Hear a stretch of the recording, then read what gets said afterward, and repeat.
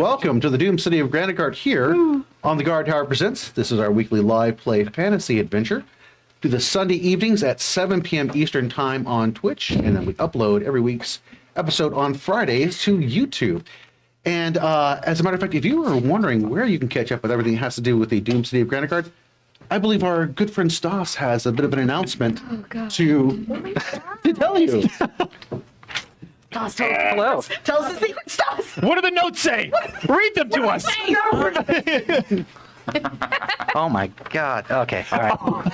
There's so much behind that screen. Hey, everybody. It just says what? You know, when we were growing up, I think most of us were familiar with or even belonged to a certain club headed by a certain mouse. But I bet a lot of folks are not familiar with the lesser known but equally enchanting children's pop icon, the Linktr.ee.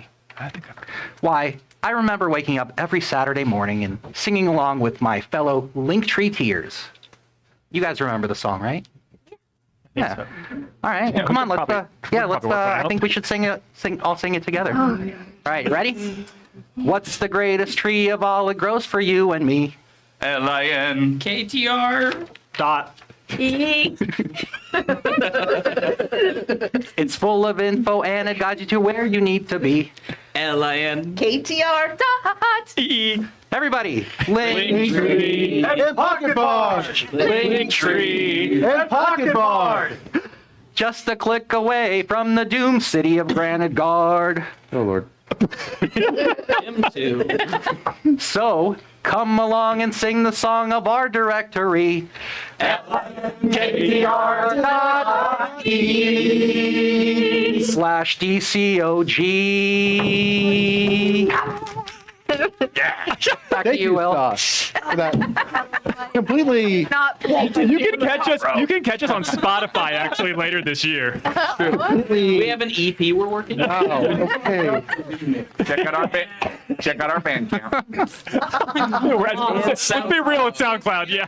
Yeah, there's a reason my daughter asked me to never sing again. Okay, so, yes, you can check us out on Linktree and /DCOG. And there you can find links to our X, our Discord, which is a great place to get a hold of all of us and tell us what you think about the show. Hopefully it's good things, but if not, hey, we're always looking for suggestions to make it better. And if you like what we're doing, a like and subscribe will be fantastic, or a follow on Twitch. It means a little bit to you, but a whole lot to us, and certainly helps the channel grow. So much. We're going to have music provided tonight by our friends, of course, at Pocket Bard. They also provide sound effects. It's a super duper easy to use app. You can get it on your phone by heading over to the Google Play Store or the Apple App Store. And they just released a whole brand new update for that recently here. Added cyberpunk and scary sounds and stuff like that. So yeah, definitely check it out today. Sci-fi and Maelstrom as well. Yes, all the cool kids are doing the Maelstrom thing now. So yes, you can be cool too. And if you are into the role-playing hobby or strategy games, things along those lines, you can head over to theguardtower.com today and check out all the available wares that the Guardtower has. You can also check out a vibrant player community. If you want to stop by in person, you can head over to East location, which is off of Main Street right by 270, or the West location, which is currently off of Hague, but we'll be moving over here to Nike Drive where the studio is after the Christmas season. So definitely stop by and check it out. A huge storefront and a massive gaming area. And you can always see us on Sunday evenings while we're doing the show. So hey, that's pretty sweet on that. Like to take the time tonight, though, to say a big thank you to Ethan, who's one of the men behind the show here at Quiet Face back in the booth there. Ethan helps manage all of our camera angles. It gets the music in place where it needs to be, and a big thank you on that. We certainly appreciate that. And I hope so, as a matter of fact. Go to the booth cam. Yeah. Go to the booth cam. Just red face. Also, we'll throw a big thank you out to Ashley. Ashley does a lot of stuff behind the scenes as well. And one of the big things that she does is hold up that little stack thing that I gave you right there, Chelsea. Yes, she helps write out all of our scrolls that we hand out to the players with important information, because if I wrote it, they would need a degree in Sanskrit to read what was on there. So Ashley's amazing handwriting communicates the ideas that they can get a hold of on that. So probably scan these and put them on our B-roll. Yeah, as a matter of fact, they are quite nice. No, wait, I don't know if I want everybody with that privy information, but yes. You don't want so thank you so very much, Ashley, for taking care of that. That mostly, oh wait, actually no. Tonight we have an amazing map provided by our friend Chris Fields. It's the House of Agnostra there, Astrum there. And we have minis tonight provided by Chris Wolfgang over at Glittering Cave Studio. So thank you very much on those. At that point, I do think it wraps up the announcement that I have. Roger, is there anything that I had missed?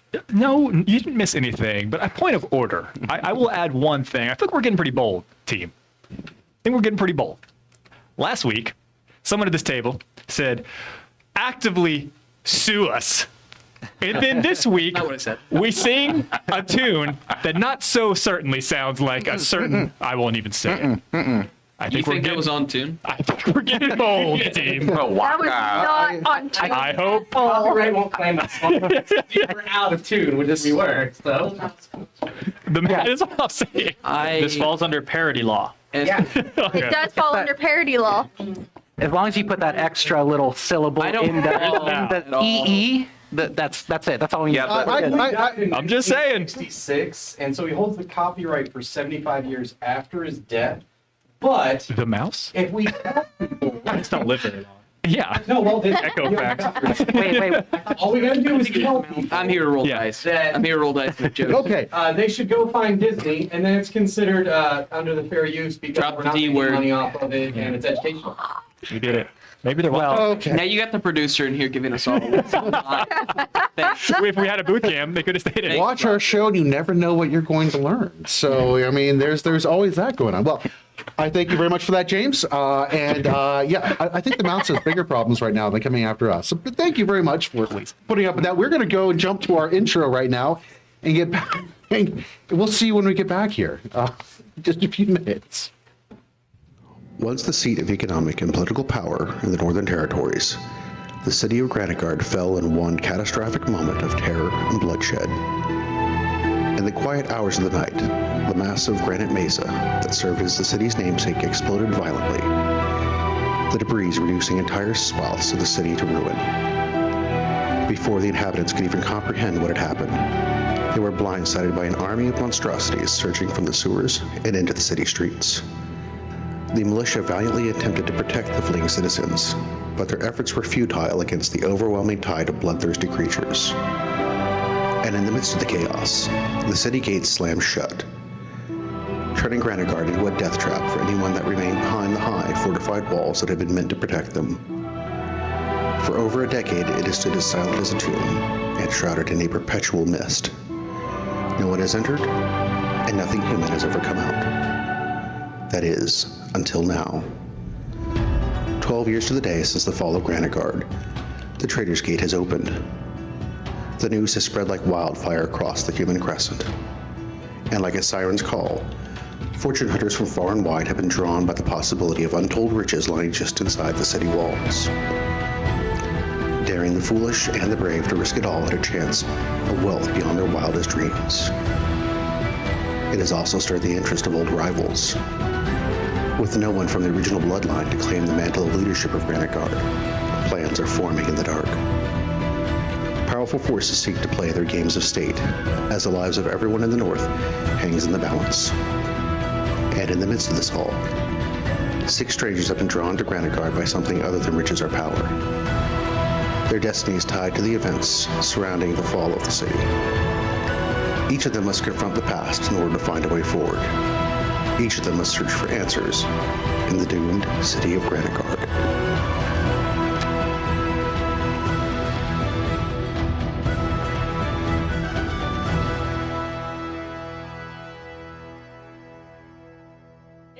Well, you definitely scored 80s bowling alley, brother. Oh, hey, welcome back. And All they do is talk about. That's it. In case you guys are wondering, as soon as these cameras go off, everybody talks to me again. They're like, please don't involve the courts. Let's talk about your shirt. Are you still a goblin? so, Yes to all of it. there's one quick announcement I'd like to make before we jump into our recap. And we are going to be taking the next 2 Sundays off, the 24th and the 31st, to spend with our families. And we do hope that you have yourself an absolutely wonderful holiday season. And we will see you on the 7th of January. And we pick back up with more exciting adventures into lawsuits and the doomed city of Granitegard. So, where we last left off, our party was finally beginning their sincere plunge into the doomed city of Granitegard. And mostly, that was driven forward by Anna's need to rescue her siblings from the clutches of Merwin Hastings, and to do so, she would need to seek out her childhood home. As the party left the safety of the garrison tower and passed through the hidden tunnels that led to the sewers, their first stop was over to the Kobold Hive, where Yip Yip was hoping to speak to the Alpha Mother, and Skeech had a pump that he needed to deliver to help with the conditions in the sewers. And as they arrived at the Kobold Hive, they discovered things were not as they had left it. A terrible situation had unfolded, and outside of the Kobold Hive, they could see where the entrance had been compromised, and the bodies of many dark speakers, such as orcs and goblins and hobgoblins, were piled up. And when they moved into the hive itself, in the landing, there were more bodies of these terrible creatures, and it appeared that the hive itself had disappeared, completely sealed behind rock. When they were about to give up, they heard the song of a kobold stone stinger, and Versigalis stepped out to bring them down into the hive itself to meet with the Alpha Mother. And that's where they discovered things had certainly taken a turn for the worse.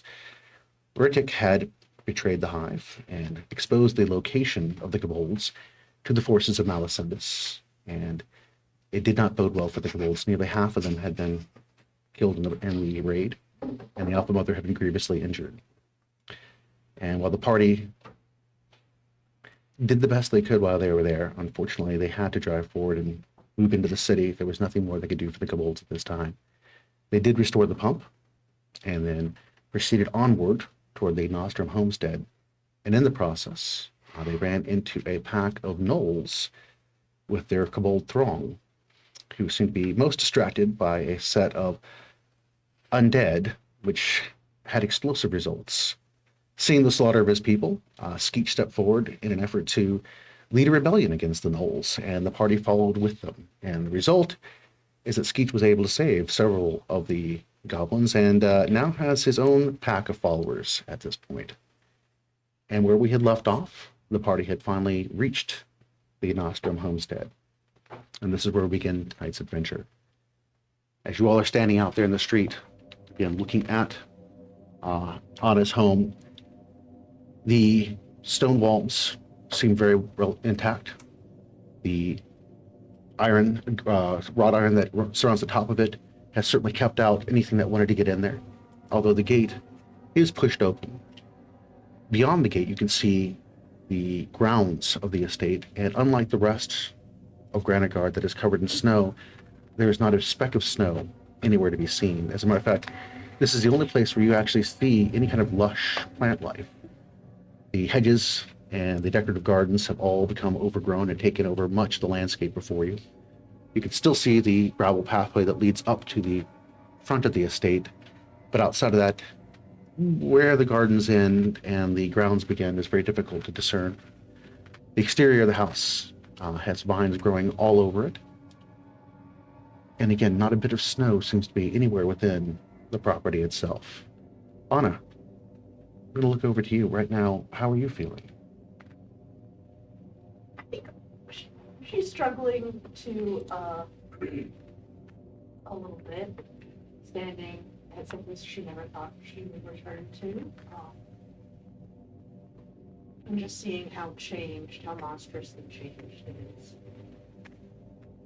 And while you're looking at that, superimposed on that is your home.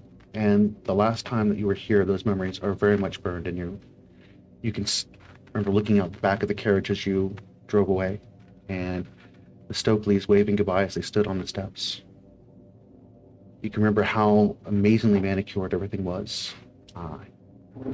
And you can still kind of see it within the hedgework and stuff that's there, but again, it has been a decade's worth of growth.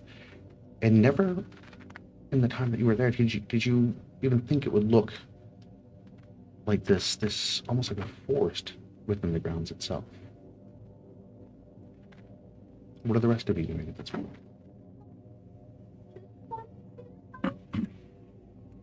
Yes.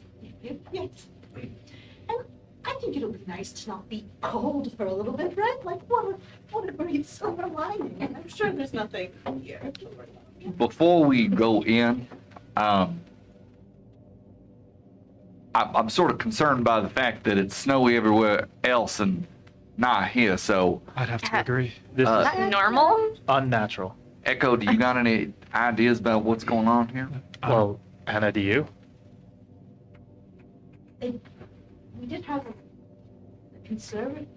Do the plants look familiar? Do they look like anything that would have been in my mother's conservatory? Everything that's out here Yeah. look to be the overgrown bushes and such that are from your childhood, rather than the nice manicured forms. They've now had 10 years of growth out. Some bushes have pushed out, other ones you've seen some stuff is kind of missing. But again, nothing here looks like something that wasn't there originally, except the house is certainly not covered in vines the way you see it. I know your father must have had some secrets. Obviously, it's what you've shared, but did they have anyone with proclivities towards the arcane who would have been able to put some type of ward or something on the house? No, not that I knew of. We were strictly non-magical as far as I knew at the time, but it could have happened in secret. Well, if you give me a few minutes, I can try to suss out what sort of magic is going on here. And That's great. I begin the process of ritually casting magic sense as I sort of like pace back and forth at the perimeter,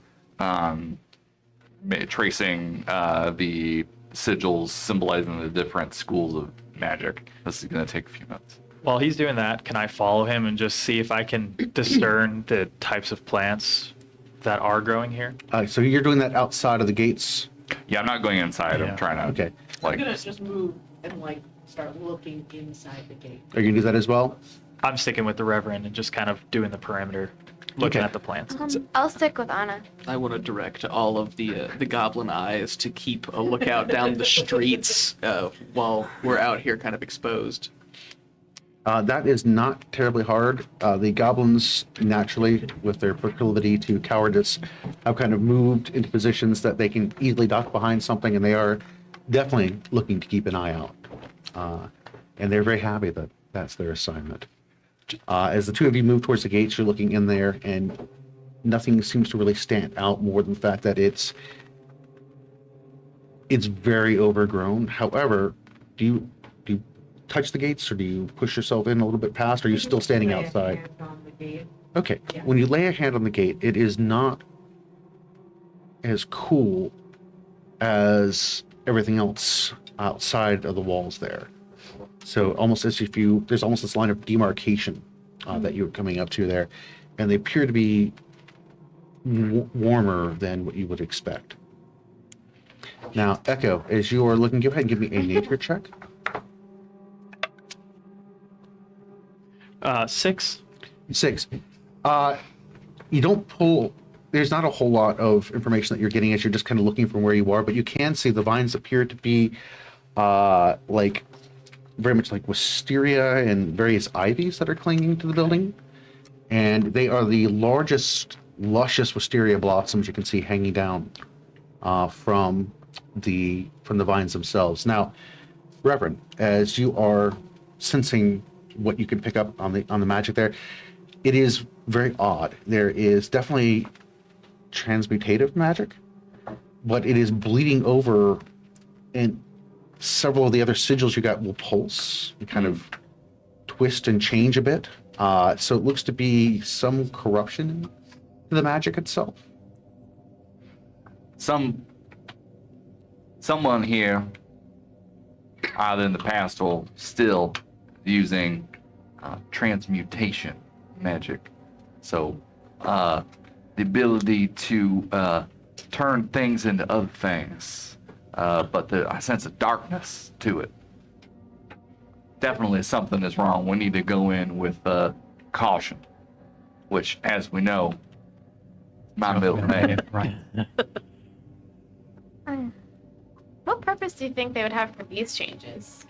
All this plant life, warmth, like, it's weird. I mean, staying out in the cold, I'm not too fond of it, so maybe they're just trying to make it warm.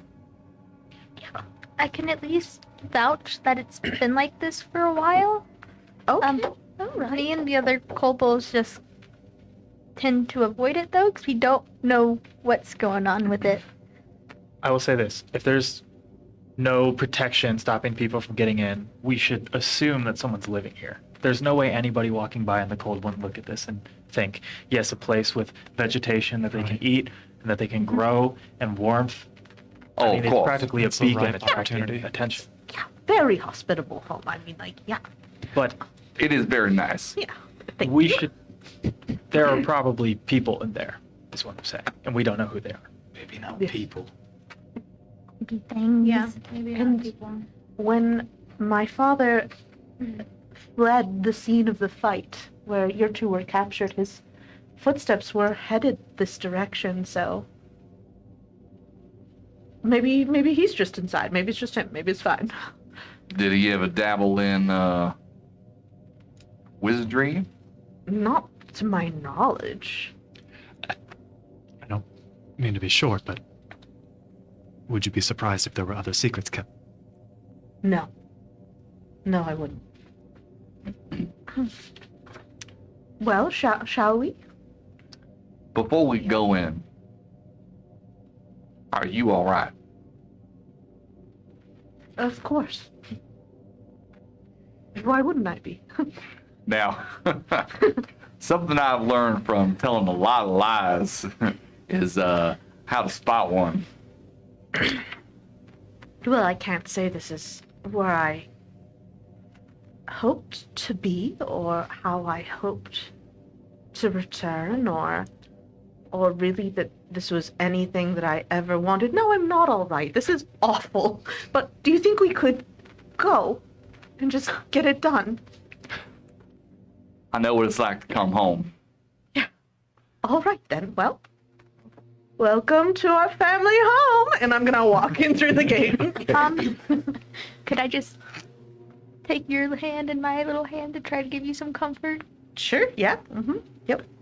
Being the Yeah. first ones through, the first ones to experience the temperature change, the second you cross that threshold, and with each step that you're making towards the house, it gets warmer and warmer, and I can really see how the plant life itself is kind of changes the further in that you get towards the walls. It's not quite as lush and not quite as nice. Looks like the weather is still a little chilly for some of that, but the further in that you're walking, the more lush the plant life gets, especially closer to the house itself. And the temperature goes from being well below freezing to definitely somewhere in the mid 60s at that point. It is warm enough that you are starting to undo the winter gear that you have as the temperature has risen. Now, Echo, what is your passive perception, please? That'll be a 16. 16. As you are following in as well, Sky is next to you, and Sky stops for a moment and whines, and her head is pointed down into the gravel. And you can see, as you look at it, a set of human steps, footprints that are leading towards the house itself. But what is more concerning is the large set of footprints that have walked over the top of these and crisscrossed several times. They are about a foot wide, easily, and appear to be, guessing from the claw marks you think they might be. It's definitely something predatory, but you've never seen anything quite like that. And do the human marks match marks that we saw back at the camp where Algar and Emmerich were taken? They seem to very much match the footprints that you saw in the snow from where her father would have fled. Well, it looks like you were right. He did come this way, but I point to the large, monstrous print. Something else was here too. Something cold-blooded, probably. Something big. Two cold-blooded things. Yeah. Yeah. Do you recognize it, Echo? No, and that's what concerns me. I was hoping this would be something you might know about. Can I give it a nature check? Absolutely, go ahead. 9. 9. As you are following the tracks and trying to identify them, you have nothing in your repertoire that seems to indicate what it is, but you do see that it goes off into the grasses. Apparently it has gone off to the back of the house, coming along the side is what it looks like. But you can't really put your finger on it. And then you realize why you're having a hard time identifying. It's not that you don't know exactly what you're looking at because you can't recall it. The footprints have a very unnatural outline to them. You can actually, as you stop for a moment, because you can see one is actually in the soil as it has come off the gravel, there are straight edges on the footprint, which is something that you've never seen before in nature. With the information that we've received from our other friends here, does it look like something's been constructed or put together into some Frankenstein-like contraption? You don't quite have all the data you need to know whether something has been constructed or put together. But again, it has a very unnatural quality to the edges. I can't place this whatsoever. This is lining it up. The thing that's just been described. This doesn't make sense to me. These were the same marks we saw earlier in the snow. I'm assuming we might be dealing with some kind of construct, something manufactured. Well, the ones that you saw earlier in the snow, those were many leagues larger than what this was. Oh, okay. But they have that very similar sort of manufactured edge to them. It sounds like you're having a hard time figuring out what this is. I got great news. Probably meet it pretty soon. Anna, your father didn't dabble in anything like that, even in this realm that you know of, did he? That I know of. But I didn't even know he was a spy till we fled Granitegard. So it's entirely possible that this is another one of his delightful surprises. I find it more likely that something else has moved in. I hope that, at least for you and for your father. Can I just take a look at it real quick? If this is something constructed, I have something I'm curious about. When I take a look at it, I don't want to try to identify what it is, but I want to identify how deep, these treads are compared to each other. Is it stepping softly? Is this something that just is moving, kind of like if it's mechanical, just the same depth every time, or is it changing depending on the terrain that it's on? Go ahead, and I think investigation would be a good one for that. And because you know what you're looking for, you stated that, let's go ahead and give you advantage on that roll. That's going to be a 20, unnatural. Unnatural? All right.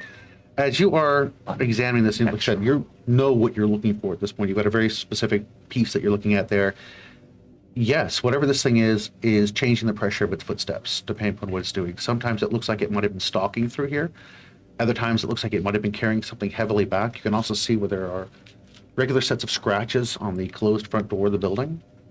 Several times it apparently has come up and scratched the front door. There's different aging and wear, as you can see from where you're at. Now, you would actually have to go up to the front door to get any more information on that, but again, you can look at it and see where some of the stuff has been aged over time as vines have grown over it and that sort of thing. But yes, you can tell there is very much a difference in how this thing has moved through the property.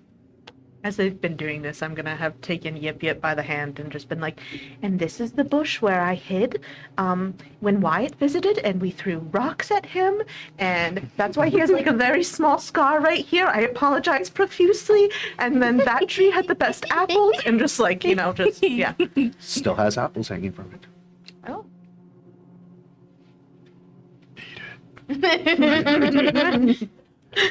After all, why shouldn't you? I don't know if you should trust that. I mean, It's yours. they're right. It's just maybe for later. Okay, I'm gonna pick an apple and put it in my pocket for later. You pluck one of the Yep. red, delicious apples off. Mhm. Beautiful looking. And if you look back, the front Apparently door it's is gonna be open. fine, yeah. The what? The front door is now open. Hello? So I was looking at the stretch marks on the front door, and did it just... One of the doors slowly opened up. Oh, good job, Skeech. Oh, well, that's not off-putting at all. So I'm just going to casually touch Anna's ear and cast Death Ward. Thank you. No matter what happens, Somebody you're thinks gonna Anna's be gonna die. just fine. Thanks so much. I feel so much better. You're right. I don't think anything bad's gonna happen to me. It will not. Yeah. And You're that's gonna neat. be great. Yeah. That's a neat Yeah. trick. Uh-huh. Boy. Suddenly, Anna, you feel a little more insulated against the cold touch of death. Yay! All I was gonna say was I cast health insurance on you. At least you know your things to take care of. That wasn't open before. bad news is whatever made these tracks is smart. And the worst news is the door's open. Maybe it's my father. I'm gonna start moving towards the front doors. Yip yip, are you coming? Picks up. I'm going Yeah, she's basically coming along, but she's like, Little I tracks in I'm the I don't know if we should. I'm gonna I don't step know if in we front should. of both of you, Yeah. and you by default because you're being forced to go along. Yeah, Yip Yip's holding on, but I'm gonna stop you, and then I'm going to stealth to the front door to take a peek inside. All right, Dan, let's go ahead and get a stealth check, please. that did not. I don't like that sound. It's okay, guys. It's okay. 14. 14. All right. 4 on the die. Damon, as you Oh, the are 3 creeping actually. up, keep creeping up to the front door there, it's not that you don't do a great job. It's not your best self. But as you get up to the front, the vines are really thick here. And as you're kind of watching towards the door, you stumble just a little bit. Doesn't make a whole lot of noise, but you kind of get that, ooh, but nothing seems to react. And as you look in to the building, go ahead and give me a dexterity save. Ruh-roh. My specialty. You go where I cannot.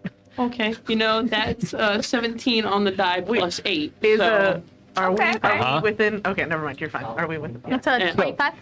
Damon ducks in time as the pigeons fly out of the front of this building and out and land up into the trees. The first time you all have seen any kind of life like that here in the city. And as a matter of fact, this is where you all first begin to notice that you do actually hear sounds that you have not heard anywhere else in the city. Like, again, here comes some tweets, some coos, and then you do see a squirrel that goes scampering off into one of the trees. Huh.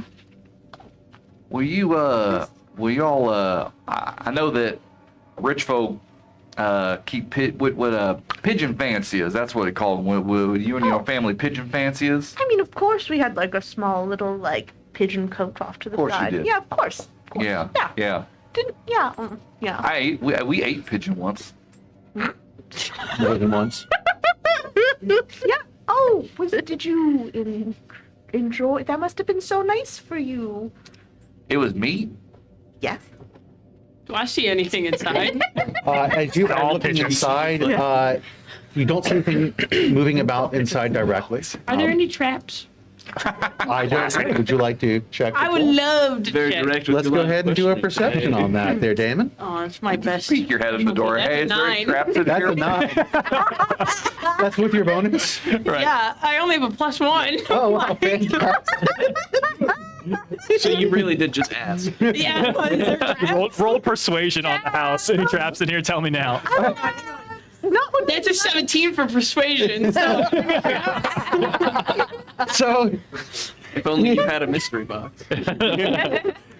Damon, as you poke your head inside of there, you do encounter a trap. Oh, cool. Yeah, it's a spider's web. And the spider seems most upset about the fact that you've just put your face through its web. But looking inside, you do not see any traps. What you do see is a very, very fancy grand foyer there. And the marble floors still retain their solid, beautiful shape despite the amount of plant debris, leaves, fallen limbs that restrict most of the surface. The teak wood paneling on the walls that is covered with twisted crawling vines, some even thick as a man's arm. The grand staircase, though, that you see before you kind of goes up to a center platform and then branches off to 2 Ys as it connects to the second floor, which you can see the railing that runs on the open balcony of the second floor all the way around here. Looking across the foyer area, you can see that there are multiple bits of artwork that have been hung on the wall. There are some statues and stuff. Fortunately, a lot of it has been toppled and knocked over, or the elements have done their work on the paintings and things. The carpet that sits on the front area there is overgrown with the vines. You can also see where it has been gnawed on over the years by small little rodent teeth, you're assuming on that. But again, the marble itself does seem to be in very nice condition, but it is covered with roots and vines. There are 2 doors that you can see directly here in front of you. There's a smaller set sorry, a smaller single door off to your right and a double set of doors off to your left. Before we all cross to the thresholds, can humor me for a second. Can I walk over to where the tree was and pick an apple as well? Yes. And I want to go back towards the threshold that we crossed, and I just want to walk across the threshold and just see what happens to the apple. Like back outside? Back out outside of to the gate? street. Okay. You step back outside of the gate, it gets much colder as you step outside. Now you're out there and your breath is coming and the apple is just cold in your hand. Cool. So I'm just going to place it down on the ground on that side. Down to the ground it sits. Head back in. Go back in. Come back in enough time, it'll be a frozen apple. Does the track, the big one, can Sky pick up any scent on it, or has it been there for a while? As Sky sniffs it, she definitely picks up a scent and her tail tucks between her legs. Okay. Oh, that's not a good thing. I'll look around at the group and go, Reverend, hold me. And I'll just like, my eyes roll back into my head and he's just like, trust I'm just going to send Sky in, looking through her senses, and I'm going to follow Damon. And I'm looking for that scent. Okay, you go into the building itself? Yes. All right. As Sky steps into the building, Damon, are you going in? Yes. Sky, It's now canon. Damon enters the... As you step in, It's fine. you and Sky are alone in the foyer area there, and Sky's nose is almost overwhelmed with various scents, but that particular one seems to be stronger towards the back of the house. But its scent is everywhere within the foyer as she's sniffing left and sniffing right. There are areas where it seems to be more fresh than others. Other areas where it's been quite a while since that creature has gone. It's gone upstairs, it's gone downstairs. There are some piles of scat in here that seem to be filled with bones and things along hair. So whatever it is definitely a predator of some nature. And Sky spends some time pulling information off of that. And that is where you are at the moment. Sky kind of bites your sleeve and like drags you towards the worst of it, and then is gonna like run back outside towards Anna and bark at her. Bork, you stay here, Bork. As you all move forward, there has been a portion of the second floor that has collapsed down that prevents you from going further back through here. You'd have to choose one of the either left or right doors or go up to the second floor. The dog does? Yeah. Oh, she's going back the way she came. Okay, so you go back out to grab Anna? Okay. I'm by myself Damon in is- this house. Damon is all by himself feet in in the the door. creepy house. That's fine. I want to go explore one of the doors. You know, Which live one? a little. You know, open up the single or the double? YOLO. Single. All right. I will sneak while I do it. Go ahead and give me your sneaky. And Echo has returned to his body at this point. Are you okay? 24. 24. And you feel very, very confident in this sneak attempt that you do. As you get up to the door, you put your ear up, you don't hear anything on the other side of it. And as you attempt to try to open the door, it does not give. And you hear a shifting of weight on the other side of the door. Maybe I shouldn't try the door. There is a strong scent of whatever this thing is in many different parts of the house. Sky found most of them, and I pointed out one to Damon, so I'm assuming he's observing caution and waiting for us. Yeah, taking it easy. Yeah. We should. But we should move quickly. Okay, yes, let's go. All right. Oh no. I want to grab one of the goblins that are waiting outside and just kind of on watch, and I'm going to hand them a bomb. The goblins are still out in the street. Yeah. Okay. As am I. You haven't gone onto the property at all? I didn't ask. I was going up there. I was observing to make sure nothing was coming up behind us. So I'm going to give him the bomb, and I'm going to give him explicit directions. We're going to be gone inside the house. If we're not back in like 8 hours, they're free to just run through the city and try to survive. If anything big comes and looks like it's going to either come into the house or is going to kill them, throw that, and we'll be able to hear it, and we'll come out and help.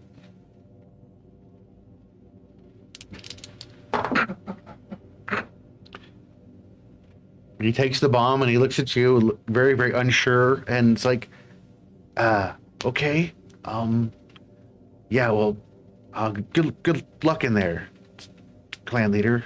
Do we want to be giving them bombs? No, we're not. Fair enough. Your alternative is die quietly. So, Yeah, usually we just scream and yell a whole lot when we start to die, but I right, guess we could that's die way quietly. louder. Yeah, you're right. And you've seen what it can do, so it might be able to help. Well, it'd be a lot quicker death than some of the other deaths that are Yeah, possible. don't drop it, though. Very nervous expression on his face as you walk through the gates into the warmer environment, and they go and they cower somewhere else currently. You know what they say, Skeet, you got a staff to manage, so you don't have to manage the staff. What? Don't worry about it. Who said that? I read it in a book. They did. So, what are you all doing at this moment? Okay, we need to find Damon. Yeah. Yeah, I'm going through the Yes. door. Yes. Can I Go try the ahead. double doors? All right, as you all Touch everything. as you That is the wisdom. step into the foyer here, Anna, you're flooded by memories of your childhood home. And you see off to the right, Damon is very hurriedly scooting across the grand foyer with this look like he's just done something wrong and moving as quickly away from the sitting room door as possible, heading towards the double doors that would lead into the library. Did I cast Death Ward on the wrong person? Always. Maybe. Time will tell. Choices were made. So, Damon looks to be intent on opening the library doors at this point. There's something in the sitting room. Wait, hold on a minute. Sitting room. Aren't they all sitting rooms? Oh no, that's just for like the uninvited guests, where you'd be like, really, you should have called ahead. Yes, and, there like, was something in the sitting room. Something? Yes. or someone. I don't know. It made noise and I scurried away. Well, we're making noise now, so Yeah. I'm just gonna look at the door. Everybody's looking very worriedly at the sitting room door. Damon, It you're remains making- closed. Damon, you're acting kind of reckless right now. No, I'm fine. Uh-huh. Well, just in case, I'm gonna go ahead and give you a blessing of the trickster. Anna, do you want to see? Should we just see what's in there? I think just I don't think we have a choice. yeah, just in case. Okay. I'll we be find it, then I'd find us. right Yeah. behind you. All right, great. I'm gonna walk over and pull open the door. Pull both the doors wide Oh, open. to the sitting room. Oh, to the sitting room. Yeah. Rapier's Strength out. check, please. Great. My rapier is out. Can I be helping her? Absolutely. Roll with My advantage. pinky Oh, finger. thank you. With your H straight. Yeah.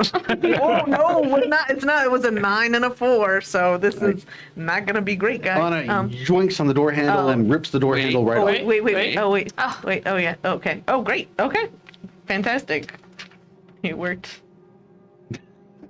Great. So, 9 plus your 9 plus my. athletics, I'm assuming. Oh, yeah. Great. Yep. So that's still pretty low. Yeah. It's a third or athletics. Athletics. Okay. Great. 16. Yeah. 16. Oh. All right. Yeah. All right. You have enough that you actually rip the door off the hinges. Oh. And in doing so, the Are you debris set? that has been piled up on the other side of this door now falls through the door, pretty much knocking you over and kind of covering you a bit. Mr. Wells is gonna kill me. What? Nothing. Oh, a reflex. You can see where part of the ceiling above has collapsed down into the sitting room itself, and that was what was blocking the door when when Damon tried to open it, and you just basically reversed open the door and pulled it off its hinges and out. Great. No When one's did here. when did the ceiling fall? The ceiling's has fallen for a while, and as you were pushing to open it, that's what was shifting the pile on the other side, which sounded like shifting weight to you. Oh, Is there anything we need in here? no. But you've overgrown, vine-encrusted, uncomfortable chairs. Yeah. Who's Mr. Wells? He helped run the household. What So a happened? servant. What? A servant. Yes, absolutely. Well, yes. And maybe not particularly fond of scratches or damages to the very expensive imported woods that. Oh my God! Yeah. Huh. we're supposed to have our shoes off in here? Fancy people take their shoes off when they go in the house, right? I was gonna let it slide because I don't most have of you've shoes. fallen into the neither. hands of monsters, but yeah, no, we're fine. We're fine. Sorry, I've never actually been in a house this nice before. Can we Sky peeking in the corner. from the flap of the roof? Can we access the second floor from here? Yes, you could climb up the pile up to the second floor, or you could Climb? take the staircase as well. Well, my thought was, like, if I was trying to lay a trap, I would do it on the regular path and not the hole in the roof. Very To astute. me, We do have rope. We have so much room. Why do we have so much rope? I would ask each that question. But it's very Well, occasional. while you were playing with your sword out in the courtyard with Echo, I was making rope. All right. It helped me clean out the basement. I mean, True. you sound awful defensive about it. Well, you were just, no, I'm not. I'm not upset. I was just, It's okay if you're Honestly, upset. I do like a little flourish with my rapier.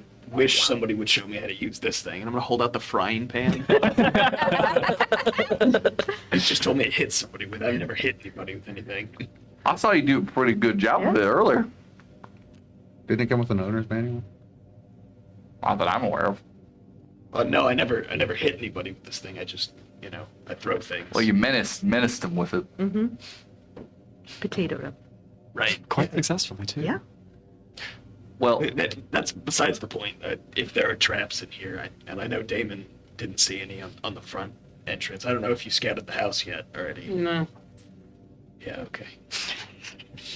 well, I think it's a good idea to try to not take the most obvious path. Yeah. Just before we go, Vaughn, there's something that I think you might really. Just 1 second, and I'm gonna run over to the library and see if it's still. If the Do you door's open the doors to the library? Yeah. Throw open the doors, and as you look onto it, again, you see it through your childhood eyes at first, and then you see what time has done to it. And those memories are still very fresh. You can remember plenty of times of being in this room during your childhood, reading all manner of books, being that your father was in the import-export business. Yep. There are volumes from all over the human crescent that fill the shelves, and it is a two-story.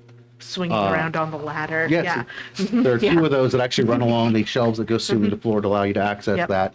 There are also several smaller shelves that dot the interior. There are several study tables, and there is also a set of couches that are arranged.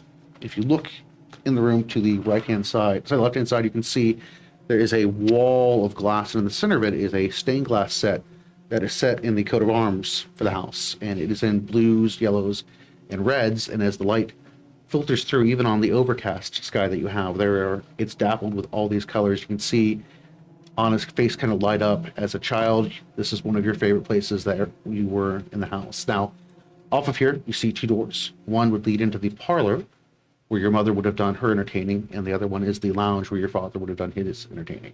Are the books still there? The books have all kinds of the vines that have grown over them. You can also see where rodents and such have gnawed on them.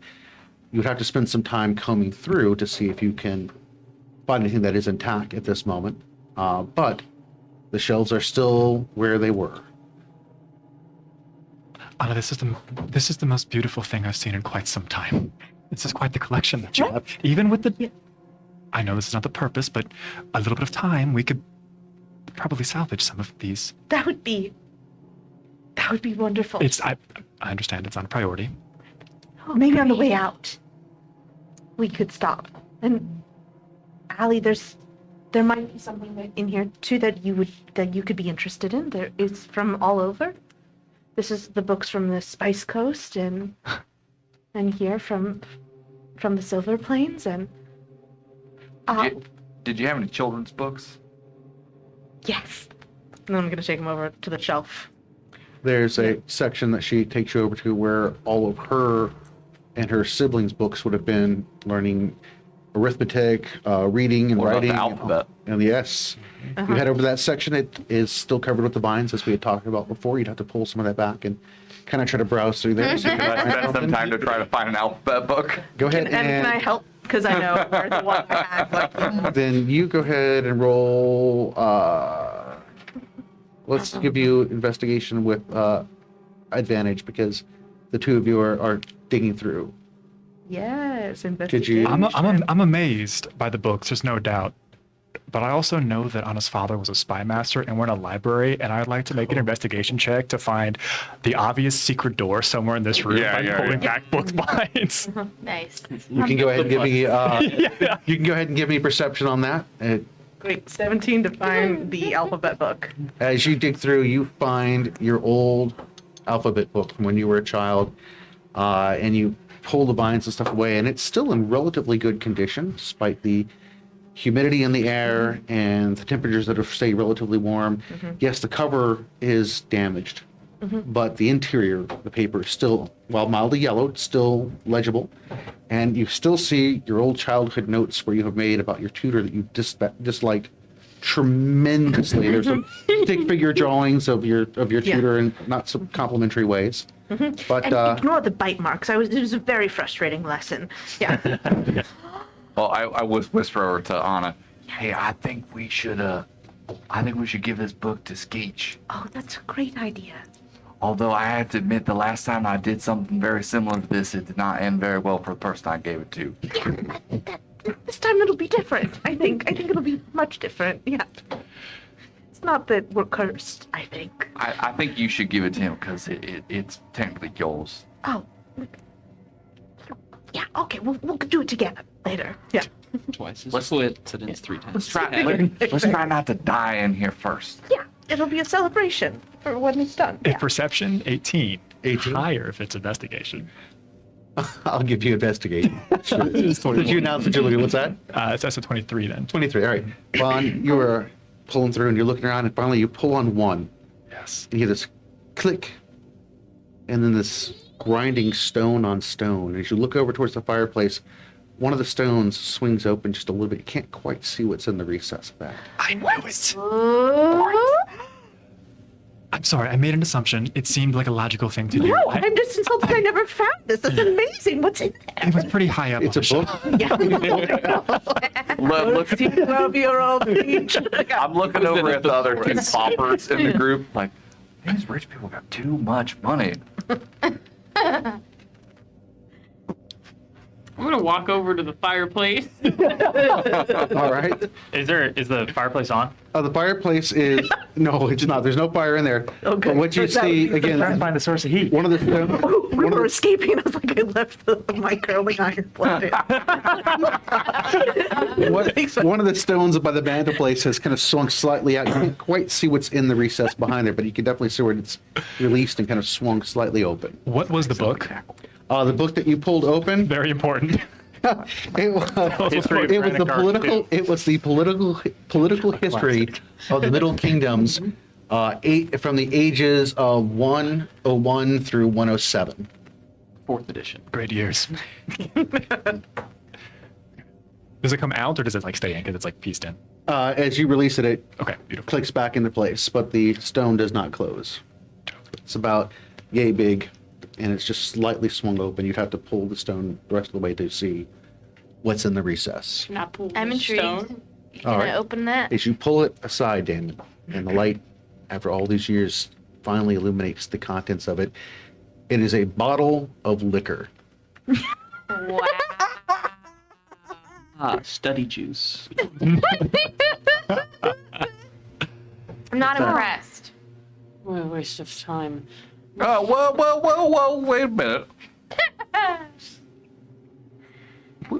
Vaughn comes rushing over there. What is it?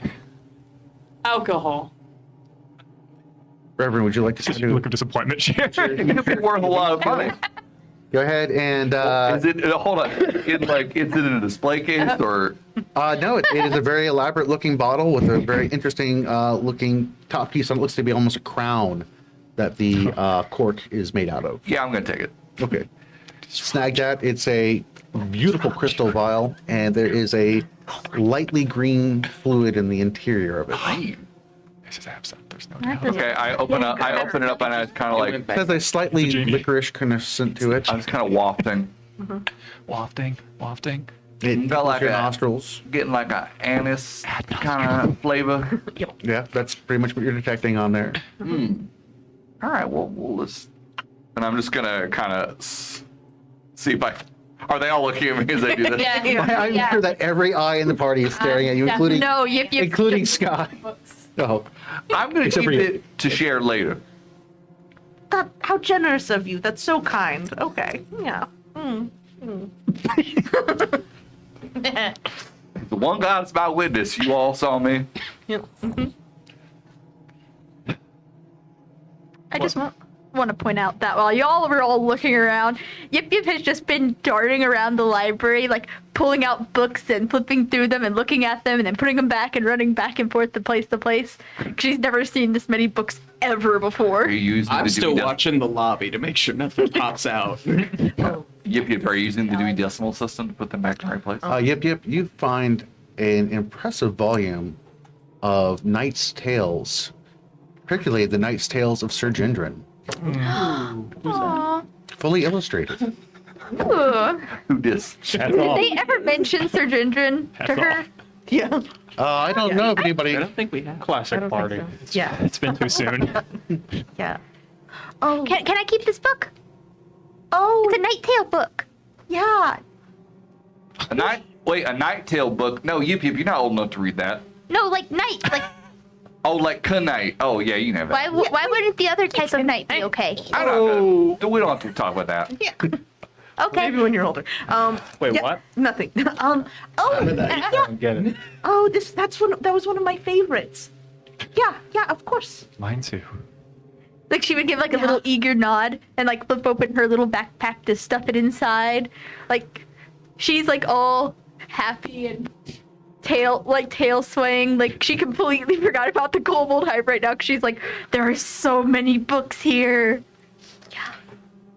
Not to bring us back to the mission, but we've collapsed the ceiling here. Whatever is here definitely has hurt us, so we should figure out what's That's going right. on. Apocalypse. Yeah, that's right. Okay. At least Impending see doom. every room, and then we can come back. Yes, of course. Yes, of course. continue the tour. I want to take more books later.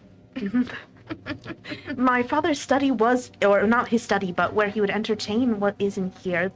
The lounge, there could be something there, but honestly, I think his study is where the most information and money. Given the house layout, you could either take the parlor or the lounge into the adjoining hallway. That adjoining hallway also links up to the family dining room, the formal dining room, and then out to the second hall past, which would take you towards where his regular study is, also the ballroom, conservatory, kitchen, and things like that. So we could do that, or I relay that information, or we could try and climb. Where? I think Echo might want to do that. Yeah. Anna, where was the clock that you were told about? Oh, that's right. It was in the front hall, wasn't it? In the front hall? That front hall, well, Yeah. it's in that grand foyer area, Yeah. but you would have to come, you couldn't get to it from where the collapsing was. You would have to go back in and through the house to come back around. The best route you could navigate from what you remember of the layout of your house would be to go through again, either the parlor or the lounge, out in that second hallway, and possibly connect to the foyer. You're not sure what's behind that area there, but you would definitely have access to more routes at that point to get to where the clock sits. Wasn't the message that was shared that you would know how to set the clock? Yes, that was the message that they shared, and I still, maybe when I see it, I'll understand what they mean. It's confusing. Yeah. The clock. I mean, this is just conjecture, but it looks like this place stood still in time. It does. Does that have anything? Maybe it's a metaphor and not a literal clock. Is that what you're saying? I'm just saying maybe the clock has magical powers. Well, Oh, maybe it's a metaphor. maybe. Yeah. Okay, can we climb the ceiling though? I was gonna say, should we go by the clock then? My thoughts is if we're trying to make sure that there's nothing that's gonna jump out, get us, we clear from the top down. But it's up to you guys. You have more experience here in the city than the rest of us do. Yeah, but usually from. Never mind. Usually from what speech? Never the one giving ideas. Usually I'm just hanging in the back, but You don't have to be in the back. you're the one in armor, so I prefer you in the front if that's okay. Valid. Fair. Well, we all appreciate your ideas, so do share. Okay, well, I'm gonna be blatantly honest. It took us so long to clear out the basement of the place that we sleep.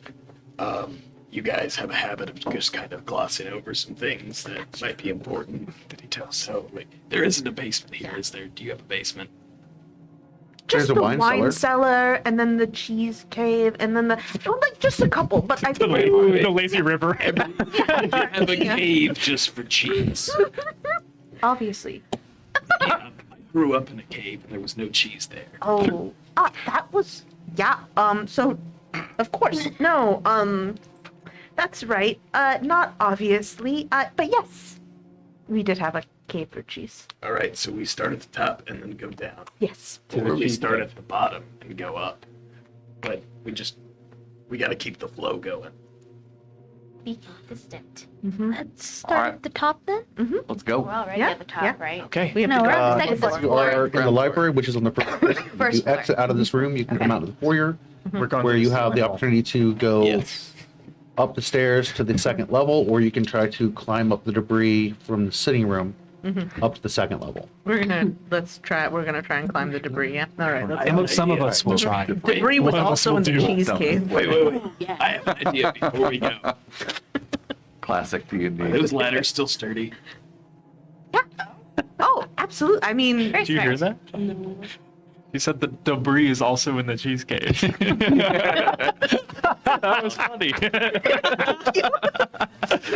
If somebody could grab one of the ladders from the library, bring it over, that might be safer. Can I try and run up the debris? So as you all step out of the library and into the foyer area, you hear this rustling noise from the upstairs, almost like sounds of branches kind of rubbing against each other, and then almost this sound of like rope being pulled taut. You know that kind of that stretch sound that rope makes, and that's what you hear somewhere rustling from upstairs. Vines? Okay, I think if I just get my hand up there, I think I can pull myself up. all right. Do you want to boost Echo? or- Yes. All right. Great. I'm gonna try and give you advantage as you climb. Yeah.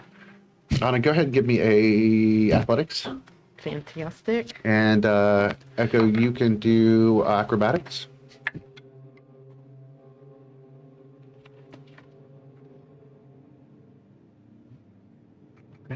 Okay. 23. 22. Yeah. All right. So basically, the two of you are like circus performers, like Cirque du Soleil. You grab Echo and just kind of, and Echo does this backflip and lands in like a nice hero pose. Oh, you want to do that? Oh, yeah, you do the. Stick it. I was going to give you a triumphant hero pose at the hero landing, but okay, you know, you have to. That's kind of hard to do from a sitting, but Heroes come in Superhero many landing. sizes. Yeah, it hurts in the knees, but yeah. So you land up on the second floor, and you can look around now down at your compatriots. You see the stairs, and yes, the second floor itself is set up like a large rectangle that covers the entire foyer area. Looking from up here, you can see where tons of vines and debris have come down to that portion that blocks the back half of the foyer from where you are. Looks like there are several hallways that branch off of here that must lead to bedrooms and things along those lines, but the vines over these halls have grown together in a very thick, heavy wall. are they, if I go up and just pull on one, are they magical or are they real plants? As you go up and pull on it, it feels like a very real plant. Sweet. Okay. I'll go back over to the hole and just kind of peek down and be like, Skeech, do you have the rope? Or Damon? I think Mary was getting a ladder, actually. Oh, that's probably smarter. Mary, you want the ladder? All right, Yeah. give me a strength check. Yeah, you got this. Use athletics on that. Hold it at the Thank top you. too if it helps. Nice. Girl. 19, honey. 19. All right, you rip the beautiful ladder out of its brass mountings, everything, just and smack that thing off. Mr. Wells, your house is great. Bump into a couple of shelves and stuff as you're coming out with the ladder, and out into the foyer you go. Like be holding like a screwdriver as she walks by, like, oh, all right. Kind of lean that up against the second story there. Yeah. All right, you lean it up against the second story, and there we are. And do we hear any of that rustling again up here? Yeah, but further back in the upstairs here, again, that almost like branches on top of branches kind of grinding past each other, and that tightening of rope sound again from further down in the hallways. I'm a little concerned. Be careful. Yeah, it's probably fine. Something is moving. I should probably avoid using a lot of my spells in here.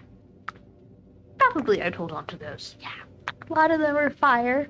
Echo, as you look back, the vines are thicker now in the hallways. Oh, they're growing. They are growing actively.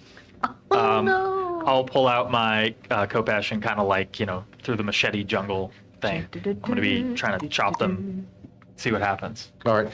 As you begin hacking into the vines, you can see where they are thickening and other vines begin to grope out and try to stop your egress at this point. Okay. Actually coming out of the walls and wrapping onto each other further down the hallway, creating much more of an obstacle than you currently have. Do I have speak with plants? Why you do this? No. I don't know if it'd be a good idea for me to, burn any of the plants. No, it wouldn't.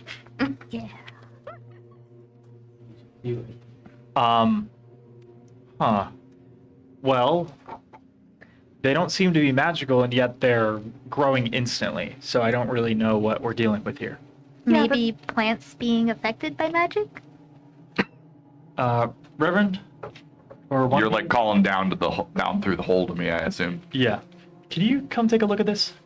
I walk up and look up. These plants are growing instantly, like they're adapting in real time to what I'm doing. Well, like I said, there's a transmutation magic here will work. That definitely could affect living matter as well as, turn things into gold and whatnot. Is there any sort of resemblance to like the vines growing back so quickly to when I use my bramble bombs with the potent fertilizer that I use?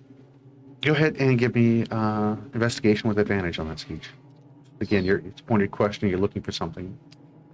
24. 24. You're not finding anything exactly like the bramble bomb, but what you do notice as you're looking at it, because you're looking for specific triggers, is laced throughout the vines are these tiny flecks of purplish crystal. Hey, you know anything about this, Echo? If you look at the underside of it, it's got these flecks in it. Have I ever seen anything like that before? Is it The fertilizer? only time you've ever seen anything very similar to that particular crystal would have been beneath the streets of the Shambles.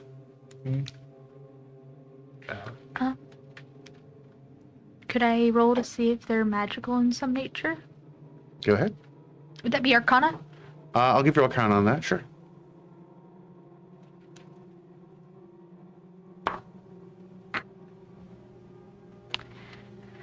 Oh, that's why.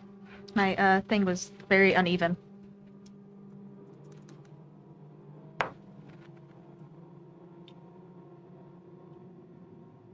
$26. There is a magical taint that the vegetable matter seems to have in this place. A residual. This is well. I basically say that to them. After I obviously had climbed up. And plants are not exactly magical, but again, they seem to be maybe corrupted by the magic. Do you know? You don't know if your father had any magic stuff around here at all? Nope. He could have been hiding it though, because he was hiding a lot of things, like apparently the good liquor and And a secret room. in his secret room and his entire career. So yeah, his betrayal of trust does go pretty deep, and he could in fact have hidden a whole treasure trove next to the cheesecake. Yeah, I don't know. Okay. Do you think we can get through up there, Echo, or should we? I might be able to get through. I don't think the rest of us can. So I think we need to start thinking about an alternative way, because whatever this thing is like reacting, basically. Me and Screech could probably get through because we're smaller. I don't know if we should split the party right now, though. Yeah. Like, just maybe later. For fun, yeah. So I would recommend After we win, yeah. we find another way where we can all go. Yes. So probably the main staircase? Hey, Vaughn, can you help me grab a couple of these little crystals? I would love to, Skeech. Or just hand you a vial. Starts collecting. Start whatever trying we to can. scrape them out of the vine. As you do so, the vine appears to react to that, kind of twist a bit away as you're doing it. But the ones that Echo has hacked on, there are a couple pieces laying on the ground, and that's where you're able to harvest some of those crystals from. And again, they appear to be like small little flakes of crystalline. The same as in the shambles. Oh, against you mean the big crystal that had the monster? Yes. Good. Oh, in the dungeon. Good. Excellent. The what? Yes. Wait, the one with the soul crystals? Yes. Yep. We're in danger. How'd I get down to try to take a drink? I'm gonna hold it and shake it next to my ear. Do I hear the screams of the damned? Us in the past. So, You mean the darned? I question. don't. Non-magical difficult terrain doesn't cost me any extra movement, and passing through non-magical plants doesn't slow me or cause me any damage. Would that apply here? Unfortunately, you have to have some way to pass through. They are knitting themselves together to prevent passage. Okay. Very well, Landstride. Someday you will be useful. Today is not That that was day. next edition. I think we should go back, like Yip Yip said. All right. Well, I think that it's time for us to take the direct approach. Head of the main stairwell there. You mean, you guys are on the second floor at this point. You're going to head down the main stairwell back to the first floor? I think we're gonna go down the ladder. Since and there's no other way to There's go. no other way to go. Okay, so down the ladder, you're now back in the foyer. Yep. Because the stairwell could have taken you back up there as well, but you guys went up and down the ladders and such. All right, Oh. I'm taking this and I'm going to open the bag of holding Mhm. and put the ladders like. Amazing. I remember you asked me if I could have some sort of portable ladder thing earlier, Echo, and I think I figured it out. That ladder's never going to be the same. All right. So you begin shoving the ladder in, and I just open it and get the big meat in there and let it go. slide, and in it goes. And coated Glittery in and glitter. beautiful when you decide to pull that back out again. And you're back down on the first floor, standing there. You got the open doors to the library. You have the debris that has fallen out of the sitting room there. You can see now that the vines definitely have interacted with the debris that was blocking it prior to, making it more difficult at this point to even get past the foyer area here. So you are kind of, the foyer's cut in half essentially at this point in time, with no real egress to the back. I think we might need to move quick if these keep Yeah, going. I think so. Okay. So The library is currently If we in egress get point, and you caught, can move I know through. they say Great, not to okay. use fire. We're just gonna burn our way out. Okay. then let's Won't that in the house? Yeah, but I don't want to die in evil. You said the parlor or the... yeah, let's go through the study if we can. You want to go through the lounge? Yep. Yeah, the lounge. Okay. That's the one. Yep. So as you cross over the libraries to the far edge of the library by the fireplace, and in through the ornate door that you pass into your father's study. So I'll say, but his lounge, and it brings again back so many memories. This room is obviously decorated in his tastes. You can see that it's definitely designed for business and for personal relations with people that would come over to the house. Various dinner parties. There are overstuffed armchairs. There's a dartboard, chess set, a card table, as well as very prominently displayed liquor bar with dozens of crystal decanters filled with various liquids. The labels have rotted away, but the liquids appear to still be in in good condition there, maybe just aged a little more as they're sitting inside these decanters.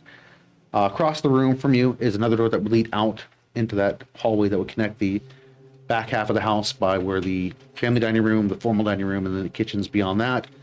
And then out to the back end of where the foyer would be. You can't see that from where you're, but you know that part of the layout.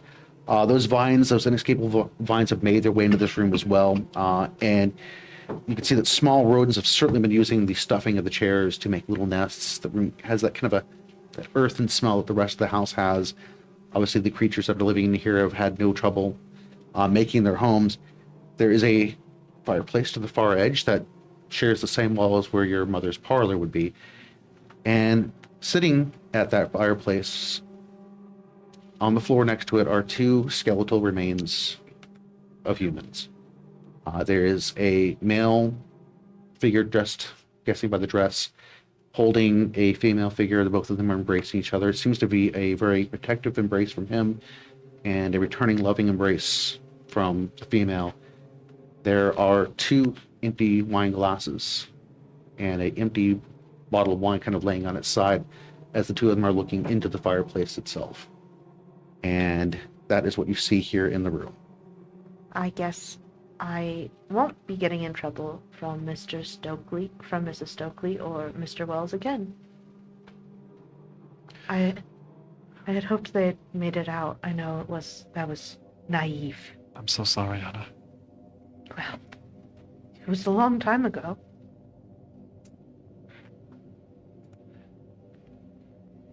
Right to the foyer then? Damon, you do notice that next to the wine bottle is a small tube, almost like a vial with the cap removed from it. And you've seen these before. It's definitely a poisoner's vial.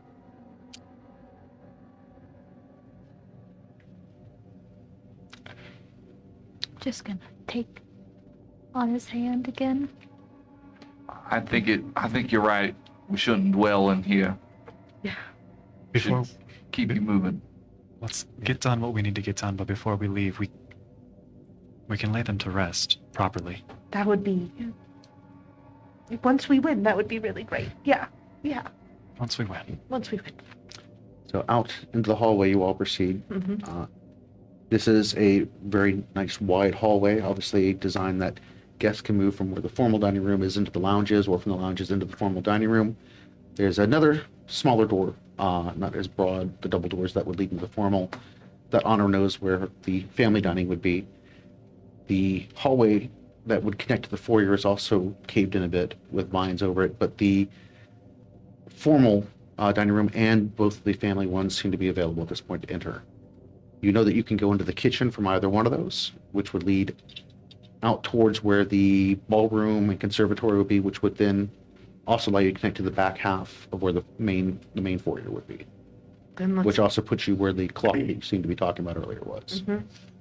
Let's go. Let's go through the family, our family dining room. It's a little less grand, but we're close. You guys can see this. This is fine. Yeah. So we'll go through that. Very confused. Yeah. As you step into the family dining room, you remember many meals that you took around the table here. Lots of wonderful conversations with the family, laughter, sometimes a stern conversation from your mother or your father about something that has transpired, but never any malice, never, punished out of anger. But so many memories flood into you. Now, currently, the large oak table in there is kind of crumpled and knocked over as the back wall of this room has been torn out. Something large at one point or another has come into this room and pretty much wrecked everything that was in there. But you see where it spills out into an open hall that would connect you over to where the ballroom would be from here. Mama did always talk about remodeling, so this is great. This is just good. It's an open concept. It's an open concept. You can just see straight where everyone's dancing. Yeah. Is there any sign of that somebody's been in here to eat or any disturbance that would indicate that my father had been in the Let's do a perception. Yes. Fantastic. Great. It's a 6. 6. Right now, you're a little bit overcome emotions emotionally on that. You might want to tap a friend if you're looking to see, but right now you're having some trouble keeping it together. Cool. Anna, are you okay? I am, not, this is the best day I've ever had, Echo, if I'm being honest. And you know I love to be honest. But I was just, does it look like to you like that my father has been here at all? Like you, I can look. do you mind? Thank you. Yes. It just, With Sky aiding you, you can roll with advantage. Okay, great. I like this die. I like this die. All right. Perception. Okay.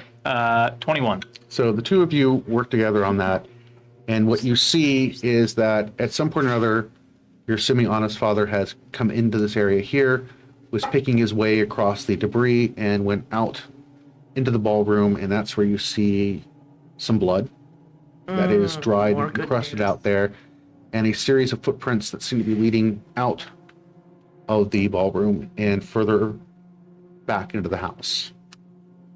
Without telling Anna what I found, I'm gonna find Vaughn. I like this. Hey, Vaughn. I Yes, know what is we it? had that long Can I talk to you in the ballroom for a second? Damon, I just don't know if I can handle Yeah, another yeah. shock right now. It's just so many. I didn't want to say this in front of everyone because I know we just had that long conversation about you not using your powers and all that, but there's some blood in there, and I didn't know if that was like in your wheelhouse of things you could figure out. I don't want to deliver It's bad news. Here in the ballroom where you guys are standing, pretty much. It's not too hard to spot on the marble floor. You mean this?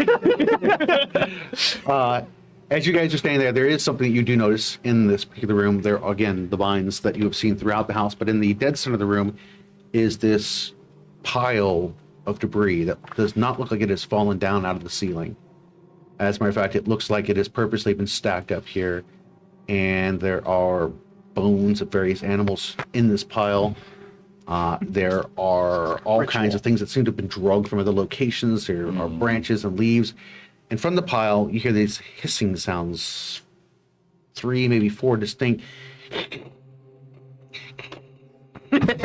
sounds coming out from the pile. Is it something I would recognize? You could go over and try to identify it. Just by the sound? Listening, yes, you could try to identify what you're hearing from the sound. Nature? Yeah, let's get to nature. No. 8. 8. Cursed. Sounds angry, whatever it I is. think it's a cat. At least several of them, it sounds like. Okay, well, We can deal with the cats later. yeah, I don't know to deal with the blood of the cat first, but before Anna gets in here, I feel like we should. Can the others see us where we're at? Yes. Okay, great. Where the- I love this happening right now. So, Lock the door. that's the problem. There is no door. The wall has been knocked down, which opens directly out into the ballroom. No, it's better this way. Into the ballroom itself, standing out there on the floor. Like a little tree. We deserve. Yes, gladly. Just With those cut apples. And he's just going to put his hand You're so into right. it and essentially take on a little bit of it and see if he can get any idea of who it belonged to, see if there's any flashes of their thoughts, their feelings, anything else. All right. You reach and open the gateway again. Yep. You open that door.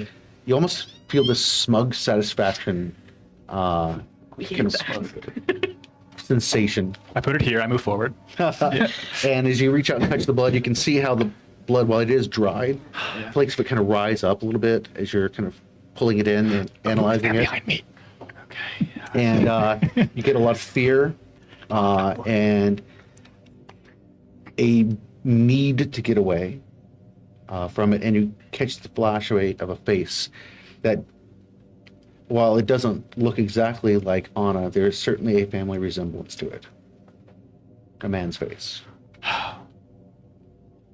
But he did not die here, where this encounter was. Kind of any residue that was still there, he quickly tries to wipe it off and hide it onto his pants as he goes through this. Skeet, your hand is hurting. Good news and bad news. Good news and bad news. Where's Vaughn? You can see he's Similarities. talking to Echo. In a hushed tone. It seems like it's on his father. There's no doubt about that. It doesn't seem as if they fell here. There was great fear. He's alive. There's still hope. He's alive. He's alive. Really? Well, All right. I was As off the Echo yells fence of back- being used. as Echo yells back, he's alive. There is this oh yeah, the cat. shifting weight sound in the. If you look out in the ballroom again, it's two-story. There's a large window that covers the far backside that allows you to actually look out into the back of the property, and past that you can look out into the bay itself, which does not quite look as beautiful as it must have looked at one point or another. There are sunken ships along the harbor that's on the other side of the bay by the seawall that's out there. You can see that, again, the backyard has been overgrown, and there's a hole towards the back end of that has been dug under the wall, and then something large obviously has got a tunnel that comes into this room towards the back end of it. There's that pile, but on the balcony above you is where you hear that shifting weight sound, and then this horrible screech that really reverberates in your bones. And we're going to go to break. And we'll be back here in just a few moments to see what The happens. debris, you know, the shift. Debris. Like These that. feral colonies are getting closer every day. I am the cheese golem. Oh, hey. With a fox. Welcome back. So there's that loud patting sound of something above you on the balcony. It lets this horrible screech out, and then it leaves. And as it sails over your heads, it lands with a massive thud onto the marble between you and the pile there. And the mother owlbear Oh, it's an owl. is Oh. the mother owlbear has just murderous intent in her eyes. But as you look at this creature, you can see where metal plates and armor have been grafted onto this creature, as well as its entire maw, its jaw has been removed, and a steel scissor-like mouth has been attached in place to that. It looks like it can easily shear bone and tissue. The front claws have also been removed as well, and these metallic replacement pads. But more strange than that are the large crystals coming out of its back that have been grafted into the flesh and bone of this creature, and they are pulsing and glowing right now as this thing hisses at you, and it is now initiative. Help! Mr. No! The cat's attacking, and it's a bird.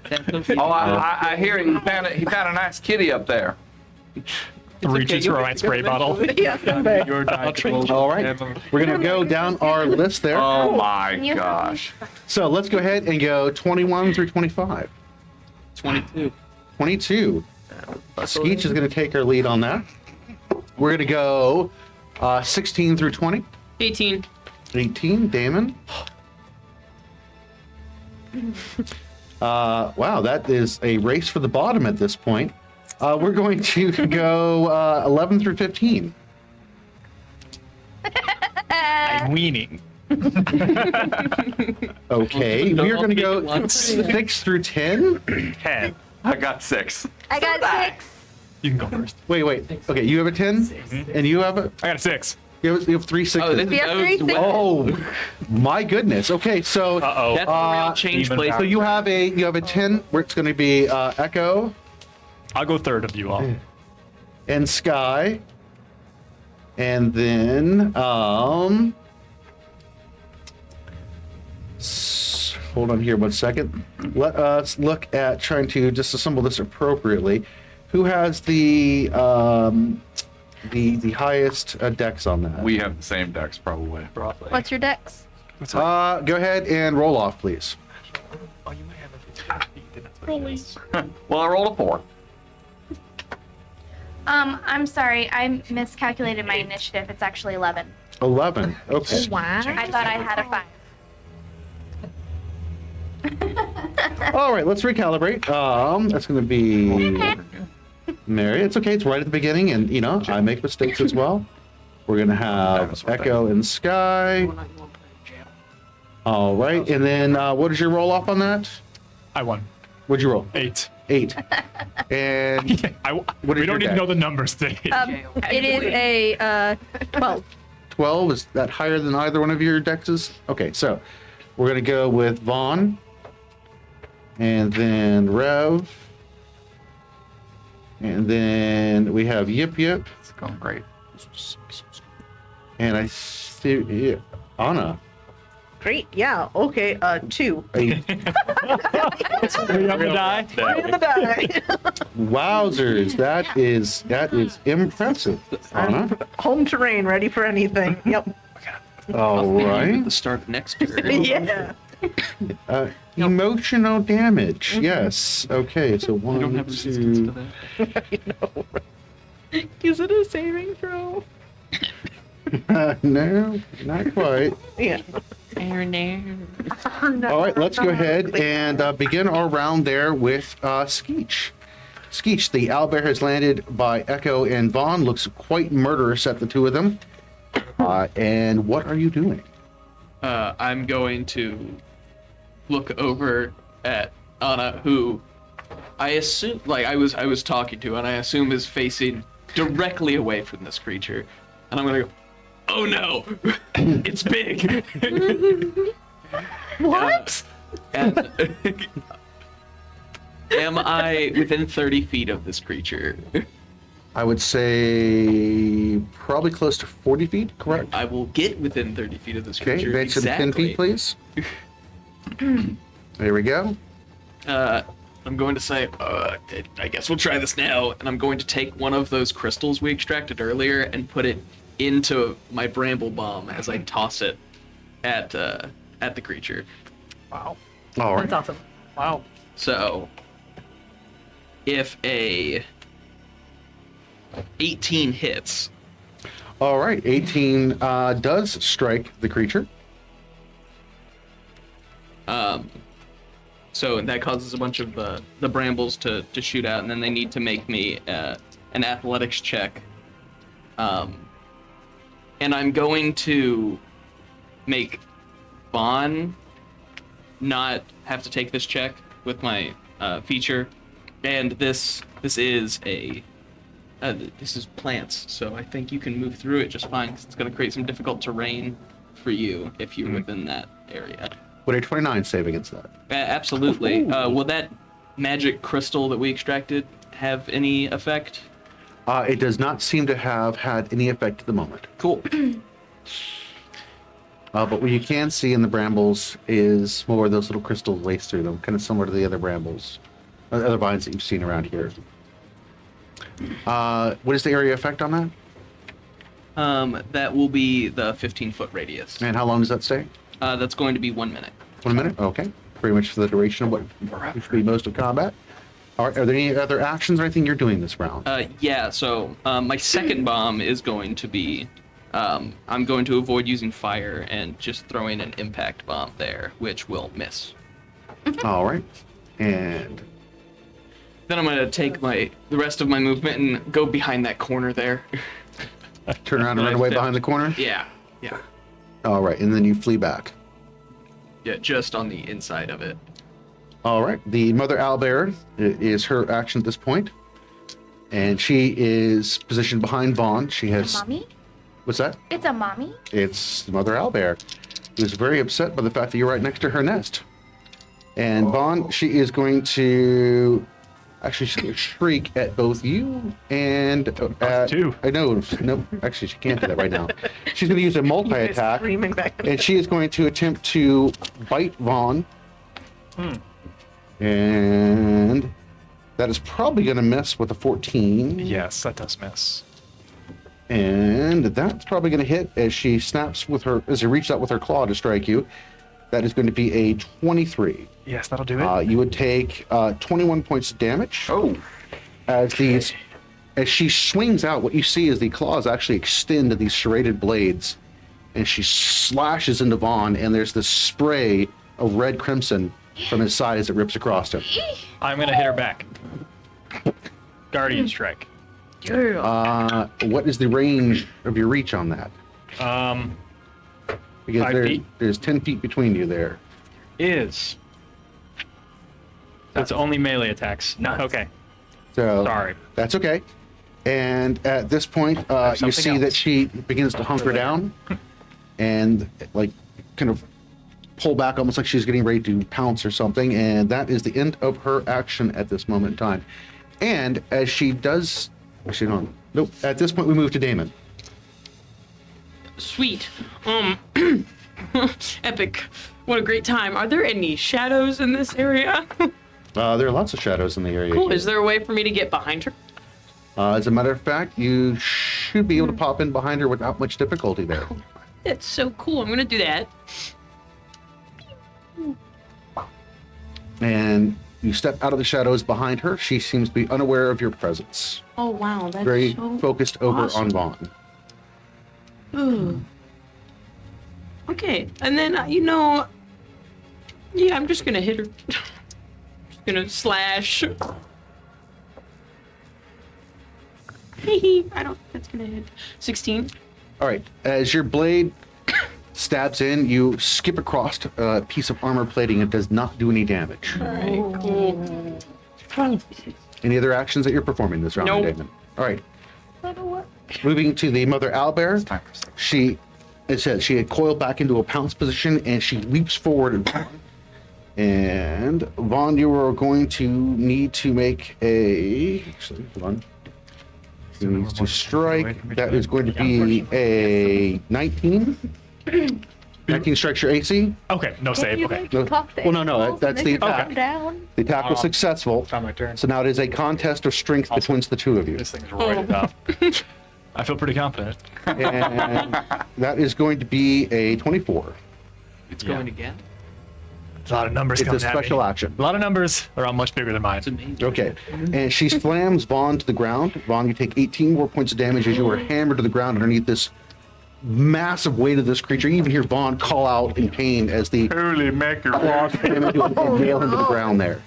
How did you know that's what I screamed? She is has quite murderous intent as she stares at you. And again, she's screeching once more, and that is her special I action. screech right back. And we move over to Mary at this point in time. Okay, I'm going to cast my Spirit Guardians, and I'm just going to run at it with my shield. And as you invoke the Spirit Guardians, as you are moving forward, again, you see from where you were raising your hand to invoke the prayer there, the Spirit Guardians begin ripping out into this circular pattern around you as the wall of effect comes into play there. You can see the Spirit Guardians around her character. How many feet are you? 30 feet towards it? Or are you dashing your 60 I'm towards gonna it? dash. All right. 60 would certainly put it basically right next to the creature inside the rough terrain. Spirit Guardians are in effect. And it's gonna take 16 damage every time it's inside my circle. Okay. Can I also hit it with my shield? Unfortunately, that was your dash. That would burn up Okay. anything you had on it. Right. Actually, can she cast a spell and dash at the same time? I think she can only move 30 feet. Oh, is that right? Yeah, I believe so on that. So let's move her back 30 feet. Okay. I'm gonna get you. And I'm coming. I'm gonna be right there. there we go. And But the intent is You clear. just think Yeah. about Yes. this. So- Okay. I'm coming. at this point in time, that should have been her action, your movement, and that should, unless you've got a bonus action or something along those lines, you should be done with your actions at this point. I'm kind of. It might be too late. I'm kind of thinking maybe I'll just run and like shield bash, and then cast that afterwards. But if it's too late, it's too late. I was going to say, I think we're going to just Roll keep with it it. down where Okay, it is cool. at this point. Yep. So that are your actions. You're moving in to close the gap right there at there. Yep. So at this point, because of the screeching sound, all the vines that you see around you in the ballroom, which seem to also connect with the room to the side, begin to kind of shake and twist and begin to move. Oh, good. And out of the vines rises this figure. Wait. Let's go ahead and place that It's Moss Man. right over there. We found your dad. And Found him. He's all right. the vines themselves actually seem to like come alive with this creature. Actually, they twist and convulse and actually create the body of this thing. Be my friends. What is happening? And it looks over to where betrayed us. Echo is. Oh, thank you. And next to Echo, place one of those to either side of Echo. They Is it these days? Extra burst friend. forth from the floor, Ah, Great. crap. and the Ravenous Garden has selected its first target. Wait, what? This salad bites back. As the vines pop up next to you, Echo, flowers begin to uncurl from the vines themselves, and they turn towards you, and they both explode, blowing this pollen in your direction. It just basically covers the area there by you. Vaughn and you are both going to have to make a Constitution saving throw, please. I'm allergic to several ton beast. This is a magical plant, correct? This creature definitely has magical elements, so we will classify that as it. Sure. Okay. What's the save? The DC save is Constitution 14 or better. Well, it's a fail. 16. 16. By how- Echo, you are unaffected by it. And Vaughn, you save? No. Oh, you did not save? No. I need you to roll a 6-sided die and tell me if it is odd or even. Oh. It is even. Even. The hallucinatory effects begin to seep and creep into your vision there. And you are terrified of the plant, but unfortunately you can't move at this point in time. But can I pet the owlbear? You are no longer even afraid of the owlbear. You are afraid of the plant, but unfortunately the owlbear seems to be stopping you. I hug the owlbear. Hug the owlbear. Mr. Whiskers. Mr. Whiskers, yeah. Mrs. Whiskers, actually. Mrs. Whiskers, I All right. apologize, Doctor. And that is the actions at this point. We're going to move over to Echo and Sky. please. Echo. Oh, it's me. Okay. Whiskers NBA. Well, looking at the plant and the owlbear, just looking at the owlbear, in its eyes, does it seem like it has any control over what it's doing? I'm going to have you roll nature for me on that. Okay. 10. And it very much seems intent on its action. I will cast Speak with Animals. All right. Yes. If I could walk with the animals, if I could talk with the animals, you can. And I go, hold on, I think there's been a big misunderstanding. We're not trying to steal your cat. All right. Now, can you understand what the animal says? Yeah, it speaks back to me in either common or whatever. Animal talk. Yeah. We just hear meow. So, basically, it is saying death to humans. In its reply. Well, I'm free to go. Okay. Could I convince you otherwise? Yeah, can we bargain? Maybe? Owlbear. Okay, that's a shame. Then bonus action, I'm gonna play their own game with them. I'm gonna blossom of vines. So on my next attack, I'll shoot plants at them. Oh, okay. You like it. That is that. And my that is the third game. arm is gonna.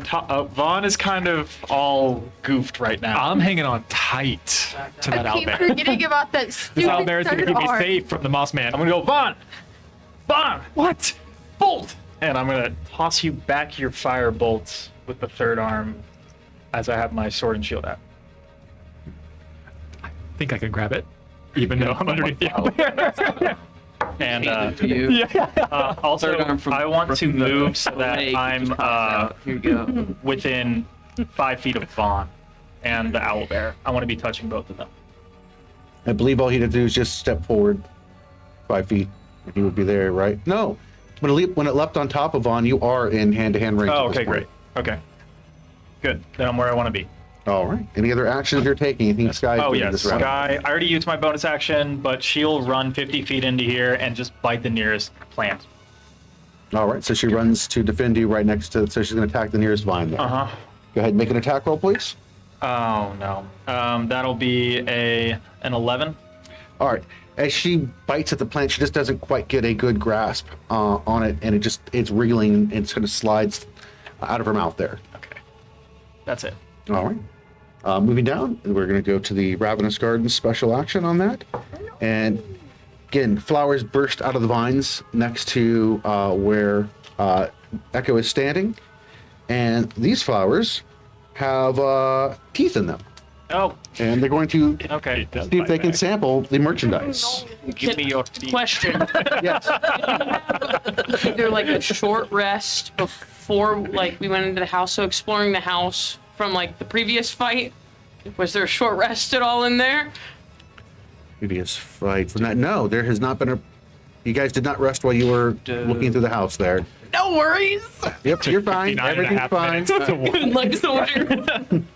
All right. Can I, as a reaction, have one of those plants with teeth actually bite into a onion instead? That's like cannibalism. Yes.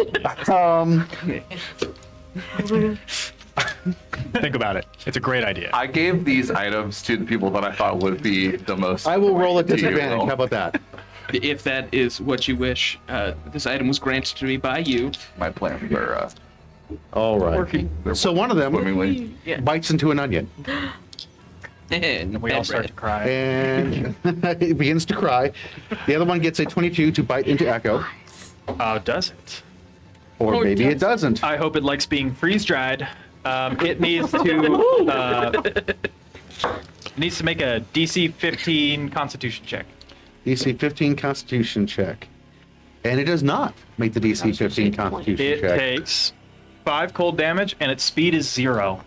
and it shatters the flower, but the vine is still there. All right. That wraps up the special action. We move over to Bond, who's tripping out. What's happening to me exactly? There are all these like little yellow, strange things drifting in and out of your vision right now. You have a completely pure, unadulterated fear of the vine creature that is behind the owl mother. So the owlbear mother. The owlbear mother is pushed onto your chest with her claws, and it looks like she is very intent on trying to push you through the floor, if possible. You may give out before the floor does. And she has just a absolutely murderous intent as she's staring down on you. Saliva is raining out of her mouth onto your chest. But it's like a fear effect from the vine. From the hallucinogenics. Beautiful. From the vantage point that I have down below, even though I am tripping out here, can I see, are these things, are the armor plates like nailed into it, or are there like latches or other types of like bindings that could be undone? Investigation. You have to take the time to actually really take a look at this if you're looking to do something like that. Otherwise, I can give you a quick once over. No, it seems reasonable. That's going to be a 14. A 14, yes. These things are grafted onto this creature. At some points that look like there's almost these metal hook things that come out of the plates and into the flesh of this creature. At other points, you can actually see like bolts that must be going through the bone and anchoring them onto the owlbear. You can definitely tell that this thing is in constant pain and agony. Yeah. And that pretty much probably explains why it is, well, maybe not exactly why it's aggressive, but it's certainly aggressive, possibly because of the damage and pain it's taking. That's honestly terrible. I'm going to use my bonus action, and I'm going to use my Eldritch Step, and I'm going to bamf out from beneath it, and I'm going to appear on top of it, and I'm going to cover its eyes. That is very interesting. The disappearing and landing on top of it is not an issue. You have control over the spell for that, but I am going to ask you to make an acrobatics check to try to hang on to it and cover the eyes at the same time. Sounds good. Ooh, that's going to be a 25. 25. And just in case, for whatever reason, no, that does not. Yes, as you materialize back out of that teleportation that you did there, that bamfing, you are on top of this creature, and as you laying across it, the crystals that are on it, one of them is blindingly hot as it kind of sears against your skin. One of the other ones is strangely cool, and a different one has almost no sensation or feeling to it. And there's warmth out of the fourth one. You are now leaning across, reaching past that helmet. Don't hit yourself on the spikes, and you reach down and try to put your hands over this creature's eyes, and appears to be currently blinded. Sweet. That's it. It said death to all humans. Rough translation. And Owlbear. that would move us currently down to Reverend at this point. It's racist, dude. So, well, Vaughn being on, see this guy. Vaughn being on top of the owlbear definitely changed what I was going to do. I'm sorry. So the plant creature that came out of the ground, I look at it and do I recognize like that it's causing the fear effects, like, or that it's like controlling the other plants? I will say without a doubt, you realize that this creature is manipulating vines. None of that happened until this thing came crawling up out of the vines. You've already seen that there's something moving and manipulating the vines at that point. Okay. So more than likely, this is the cause, the root cause. All right, I'm gonna Thank go. you for leaving that door open. Nice. I'm gonna go for the big guns here, and I look over at the what garden? What is it called? I'm sorry. Ravenous Guard. The Ravenous Guard. I look over at it, and I say, "You want to play with fear? Let's see who's really afraid." And I pull out my terrible blanket. Improved version. No. So I'm a phantasmal killer. And so I pull out this little black piece of felt and expands into this black curtain that I throw over it. It has to make a wisdom save. Mm-hmm. 120 feet. Okay. Yep, this is the nightmare blanket. And The what? that is going to give it a 23. Oh, well, that definitely passes. That was a waste of... It's rolling real. So then I'm kind of standing there like, huh, that didn't really work. Well, As your spell enacts, and you see this blanket drifting across from the Reverend, it drapes over it, and the thorns just spring to the blanket and tear it to shreds. This phantasmal blanket. I look over at everyone and I say, I swear it usually works. And then I look over at Vaughn and I say, hey, Vaughn, you got this, buddy. Take some bardic inspiration. A point though, if are any of the plant people in what would be my line of sight while I'm sitting up there on top of it? You can see the two vines that are My eyes either are side of closed Echo. then, as I'm like riding up there. I just call out, not knowing where the voice was coming from. Thank you. Yeah, you just would be able to hear me. I'm gonna move up over like towards where the vines like burst out of the ground. All right, so move him Just 30 moving feet. 30 feet in the direction of them. I got my rapier out. All right. Any other actions or anything you're doing this round? Good. All right. Move down the list. We are going to look at Yip Yip. All right. So the guy in the back's made of plants, right? Yes. Yes. I'm gonna cast a funny little thing called Firebolt. All right. That It gets is 120. 120. I can never find spells on these. That's Oh, okay. no. You can take your time. I don't have it written down. I'm sure Chris doesn't want you to murder his little creature just yet. It's a D20 roll to hit. Yeah, just right now, because it's cantrip, right? Yeah. Yep. There it is. So you're gonna be your spell attack modifier, and then it's 2d10. I was sitting here like, I can't find the spell. Where's the spell?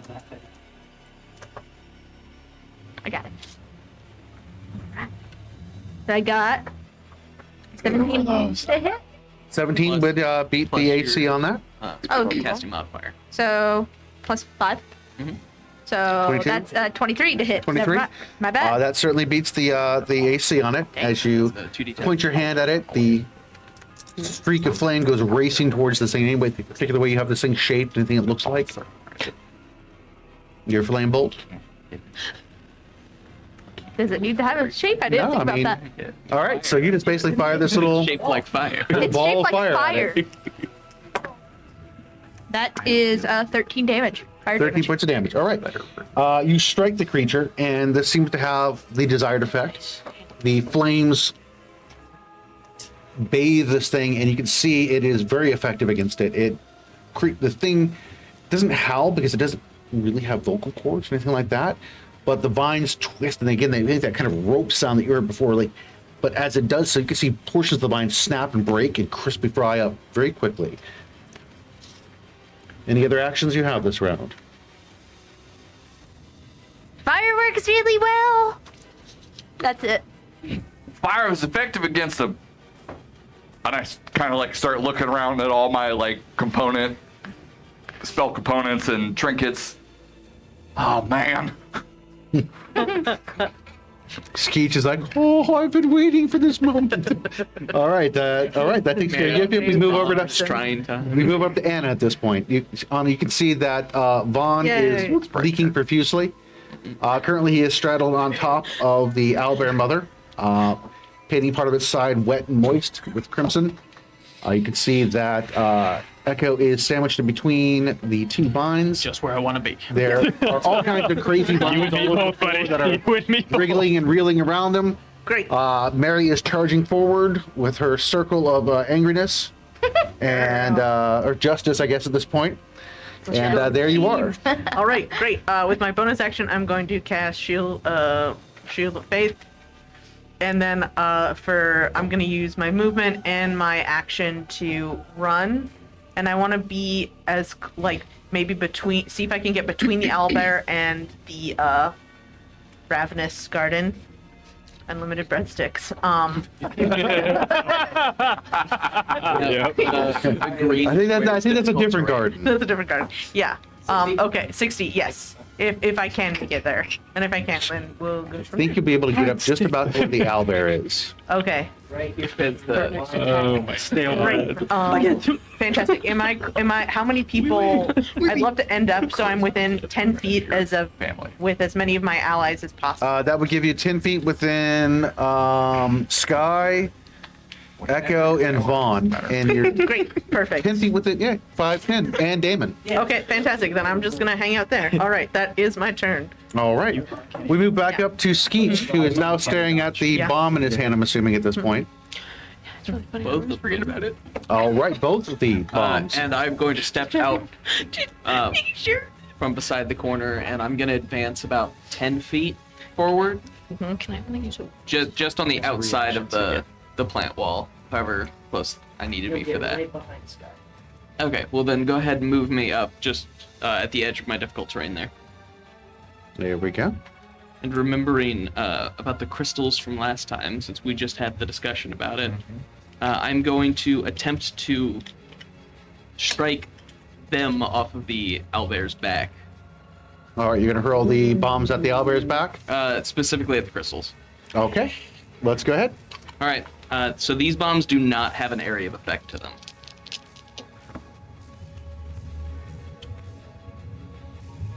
Well, they're sequentially ordered, but I do need the red die. Let's pass that over. Help. Actually, wait. That's a little bit easier. Nothing right now. No. They tried to throw them both at the same time, and they just went wild. And it is not red. Okay. Skeet, you huck the two of them, and unfortunately, as you are throwing them, they land just the owlbear moves, and they sail over and land into the bushes. All the vines and stuff behind it both explode. Bam, bam. That'll be it. All right.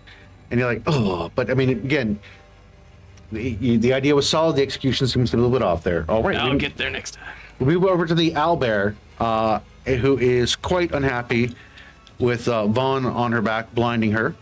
So she is going to attempt to buck you off. And it's going to be a contest. You can use your acrobatics to try to stay on, or your strength to try to stay on. Animal handling, tough choice. You're right. I actually have proficiency in bull riding, so can I use that? You seriously have proficiency? No. I'm like, I don't recall that, but you know what? He's That's jumping a up on possibility. down on brambles. That is going to be a Oh, that's true. Yeah. 23. Doesn't seem very 18 on the die for a 24. Oh, let's go. Let's go. All right, she bucks and she tries to get you off of there, and when that doesn't work, she screeches. Nope. And that is going to require... When she opens her mouth to screech, could a raw potato fit in there? Yeah, sure. Opens her mouth and the raw potato Magic appears item. and is quickly ejected by the screech itself. Oh. Potato gun. And that is going to require Echo, who is in the range of that, to make a 16 Constitution save. Constitution save. +5. Plus 5. Oh, it's Constitution. As plus the, 5. It's the potato makes +5. content. Yeah. With a +7, 19. 19. All right, you save against the shriek, but the potato strikes your chest and falls to the floor. Protein. It is now. All right. That was the owlbear's action there. We'll move over to Damon at this point. Oh, there's a lot happening. Sure is. With the third I'm arm. gonna try something. Would I be able to Scoops it up. climb up onto the owlbear, but then jump? I'm not joining you in your game. Jump off of the owlbear onto the ravenous garden for a stab attack. Ooh. That With sounds fangs amazing. of Absolutely. Let's do death. this. Parkour. Acrobatics, please. Parkour. Can I say that I do a reverse hip thrust to make sure that Damon gets extra oomph off of this? I feel like you acted it out, so it has to work. 16. 16. All right. You are successful. The Ravenous Garden seems to be quite distracted by other things that are going on at this point, and you make the leap. It also beats the AC. So actually, no, you make your attack. I apologize. Your action is successful one way or the other on that as far as leaping towards it, though. 26.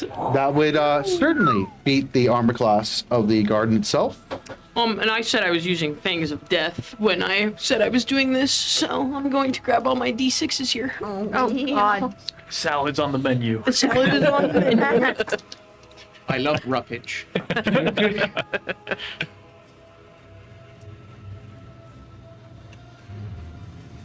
That's good. It's a lot of numbers. So many. 6, 4. And with Fangs of Death, do I double the number because it's both daggers? Or is it You just roll one? individually. Okay. So I rolled damage twice? Yes. Okay, cool. I'm gonna write this down. So that was 31. May I ask you a question? Yeah. Oh. Do you believe He's got a that box. you did more than 30 points of damage? Oh, I did 31 on just the first dagger. All right. Let's go ahead and narrate this then. Oh, cool. Awesome. As Damon thrust off the back of the owlbear, Vaughn kind of like spurs her and she kicks her back end up, which helps launch Damon towards the Savage Garden there. And Damon's blades are pointed out, and Damon strikes the Savage Garden and passes through it as it just basically falls apart into vegetable matter. Immediately, the tendrils drop back down into the ground there, and the Savage Garden disappears. Basically, just to a bunch of vines laying on the ground there. Saw all the 5s and 6s and went, oh no. out there now? Right now, it is the owlbear who has Vaughn on its back, and unfortunately, that negates the next action that I was going to take on that. So it just proceeds to try to buck you off one more time. And it'll be a 21. Again, that's a 22. All right, and you maintain. Vaughn's determined to stand. Yeah. It's a very different game happening. Forgot completely about Steve. Has Steve just been standing Steve found popcorn in your kitchen. All right, we will we'll add Steve to the bottom of our lineup here. We'll get to Steve in a moment. And also Steve. And also for Steve. Curse you all, I could not see Steve. Steve was just trying to figure out what to do. Steve's like, right There's a now. language barrier. We'll edit a montage in there for what Steve's Yes. up to. So, all right, that moved us down to the owlbear. It wasn't able to buck you off. That gets us over to Mary at this point. Okay. Mary, you can close the gap with your 30 feet and put the ring, I believe, on it, correct? Yes. All right, let's go ahead and move Mary 30 feet, and then we'll put our ring back into place.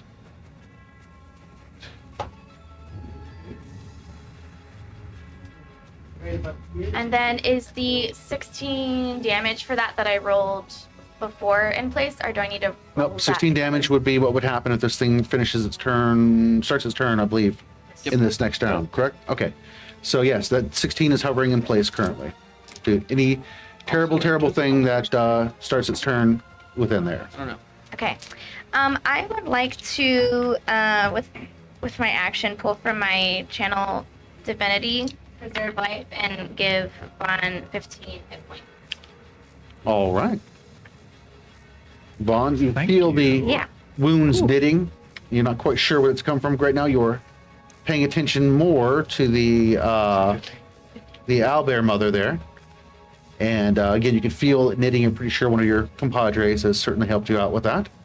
That should wrap up your actions. I believe I can, like, shove the owlbear with my shield as a bonus action.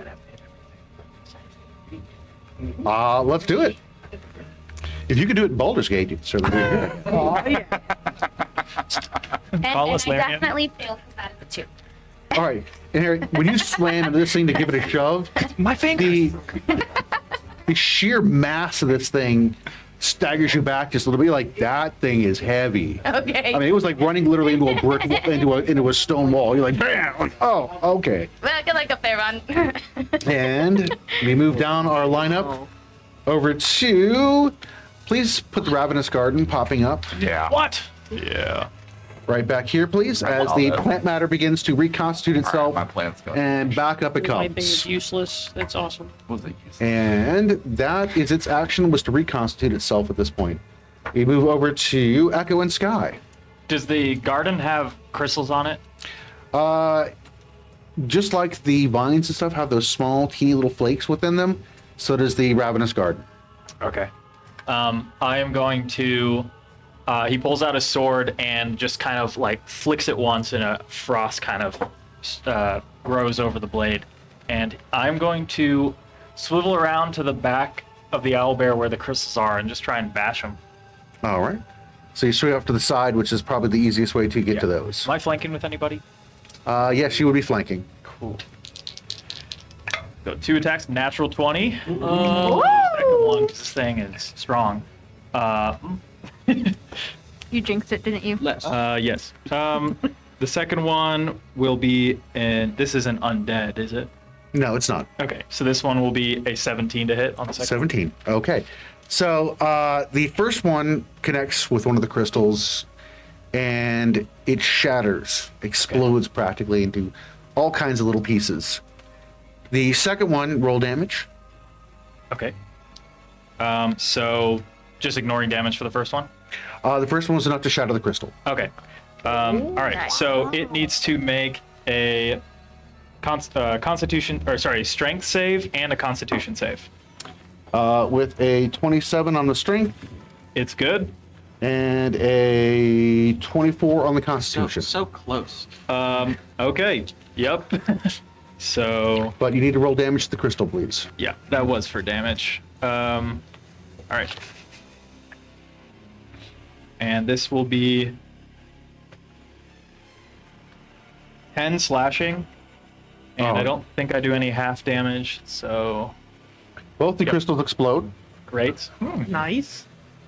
And from the crystals as they explode, these nasty, vicious creatures begin to materialize. All right.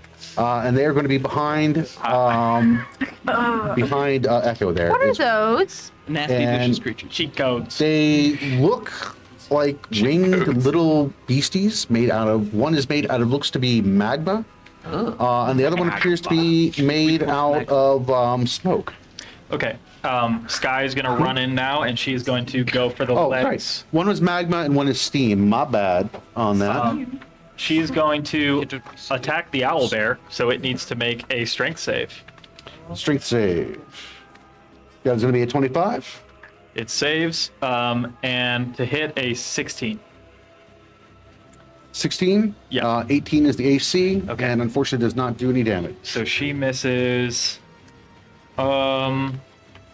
What can my third arm do here? I will pull out a torch and light it on the magma guy. Yes. That's my turn. Oh, right. I hate that arm, baby. Okay, the Savage Garden is going to attempt to. What is your casting? Wait, wait. Garden? Hold on. The Sound Guard, I believe. No, okay. Savage yeah. Guard. Sorry, not Savage Guard. The Ravenous Ravenous? Garden. Blah, blah, blah. So, 2.0. wrong band.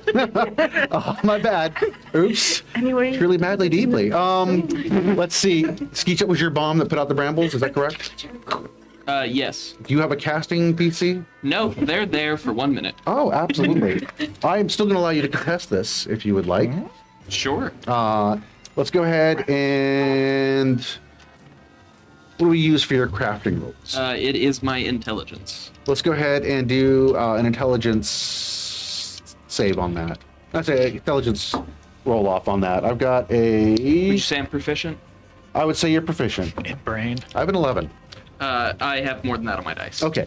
The Ravenous Garden attempts to wrestle control those brambles away from you and put them under its control. And then I have brain duel with it. But your crafting is superior and it's unable to wrestle control away and turn those against you all. Think real hard. That's You're like, information. you're not quite sure what's going on. You're like, I think we're trying to do something to my brambles, but nothing happens. My superior craft. And Vaughn, it is up to you currently. It is your action at this point. Oh. There are little elemental sprites that you've described. Where are they in relation? Are they in front of him? You are familiar with these things would be. They appear to be some form of a method. And they but they are larger and nastier looking. And they sprung out of the crystals that echoed. On its back, which also seem to bolster the mother owlbear when they broke. We should put her to sleep then. And I'm going to call out and I'm going to say, Skeech, I'm very sorry. And I'm going to activate my rights, only I'm going to activate it as lightning. And I'm going to jump off as I am tapping and attacking onto the metal plates that are covering this owlbear. Oh my god! Wow, that is interesting. I'm going to let you do whatever you're doing with advantage on that. Are you electrocuting the owlbear to death? Go to sleep. I just want to know where the cat is. Sleep. This is going to be a 24. 24. All right, that certainly would strike this creature. And when you do so, you can hear in the back of your mind, yes. Something is very pleased with you right now. Yes. And I convinced myself it was just Echo the entire time. It's all been Echo this whole time. It's always been Echo. Let's go ahead and roll damage. Dark Jar Jar, step aside. Nice.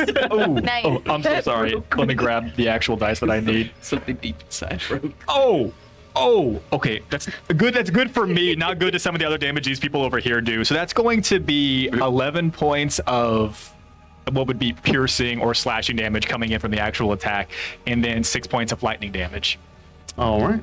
What do I take to the right?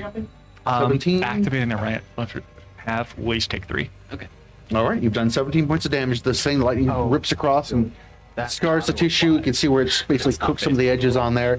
And the mother owlbear howls at this point. Are there any other actions? Anything you're doing this round? Is Echo, are you still in melee combat with this? Where are you? I'm where I want to be, which is in the thick of it. The thick of it. Everyone's touching me, yeah. Into the thick of it. Beautiful. I'm just going to position myself around the back of the owlbear. Are you supposed to hit those All crystals? right. The hallucinogenic effects, by the way, have dissipated. Sweet. Thank you. When the Ravenous Garden went away, the hallucinogenics went away. Oh. Sweet. Yay. All right. Any other actions, like I said? No, that's it. All right.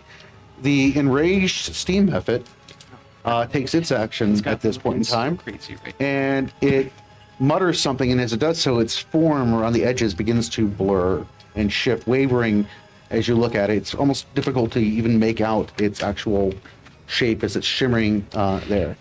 And then it is going to move out of the ring there, please. Now, since you moved in on it and it began its turn in here, it's not till next round that it would take damage, right? forget how that I works. I thought it was When the it starts, one- its turn. When it starts Yeah, your so turn. it's its This turn. round it That's took damage? the It round. also is in difficult It does a terrain if wisdom that saving matters. throw. It It fails flies. to take 16. So Doesn't matter, it would have but taken it 16 did. points of damage. Is it within 5 feet of me? It was. Fantastic. Make your opportunity attack with disadvantage, please. Oh, disadvantage. Yes. Oh. Okay. Can it get worse? That'll be a 11. 11 strikes. Oh, wow. Okay. Okay. 9 slashing. 9 slashing, and it explodes. Oh. To a smaller. Anybody that is within the range there, which is 5 feet in either direction, so that's Anna, that's Echo. Anna, Echo. Go ahead and give me a DC 15 dexterity saving throw. Okay, +5. And you. Yeah. Yeah, natural 20. Oh, okay. Great, I think okay. that would work. Okay. So Yeah, it is 13 for me. 13 for you. You take 14 steam damage burning.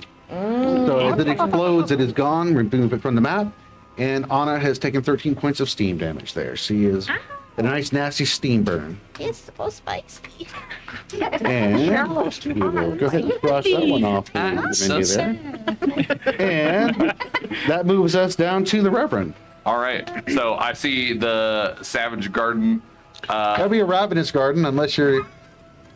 Yeah, Sherry Cola. I think we all know it's the Savage Garden now. All right, Come on. all right, I've decided it's all right. So it's the Ravenous Garden. And I look over at the Ravenous Garden and I say, "Well, you're here, your family." And I run over to it with my rapier, and and in my mind, back in my mind, I'm thinking like, what Echo is saying: plant your foot, go forward with your weight. No, not that foot, other foot.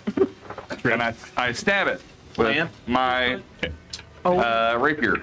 Yep. And no, I don't. The other Last foot. second. Roll for No, what's your? Well, I rolled 15. You rolled a 15. Yeah. You connect. Oh, hey! You I did didn't it. drop your elbow.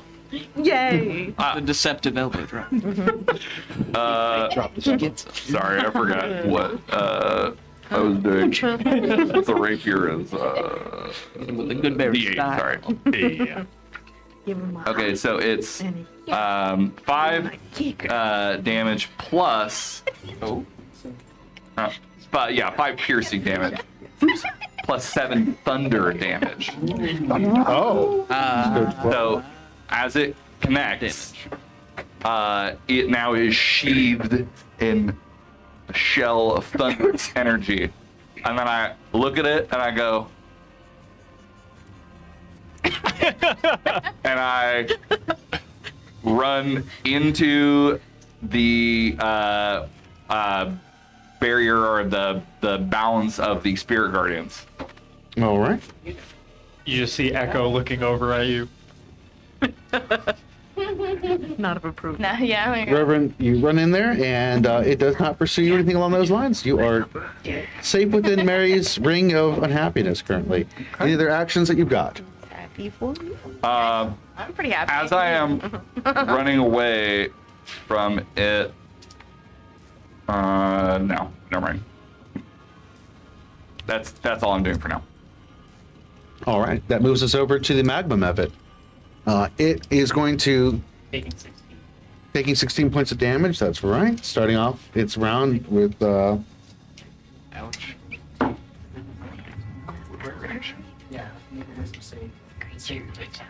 Yeah, that is going to be a 14. What's your spell DC on that? 15. Yeah, 15. Oh, it does not make the save. So it takes the. There we go. So. All right, it is definitely not doing well. The Spirit Guardians race forward and beat it up. I believe you have one more charge left on that, correct? Just kicking it. Three times things take damage in that, or is it lasting for a Nope, that's a duration? different spell. I Okay. didn't think it had a limit. It has a timer. There's That's Guardian it. Fate So it and just there's keeps Spirit rolling. Guardians. It just lasts What's the one that has for the? 10 minutes. It does X amount of damage. That's when the guy shows up, right? Yeah. Anyway. Yep, different one. My bad. Okay. Yeah, so lasts many for 10 things to minutes. memorize. However long. All right, so Divine magic. it is going to do a cone-based attack 15-foot wide cone, and it makes an exhalation of nasty magma spitting towards Echo, Anna, and Mary. So all three of you will need to make a DC 13 saving throw. Okay, Hot and soup. they're all within 5. What? I'm sorry. Which saving throw? Dexterity. Dexterity? Yep. Yeah. Yeah. 10. Wait, but are you within? All of them were within 5 feet of you, so right, they get you your... get 15. Oh, it's within 5? Yeah, I think. Oh no, it's within 10. It's within Okay. 10. Yeah. Yeah. No, I'm saying all of you all are within 5 feet of Anna. Okay. Oh, 24.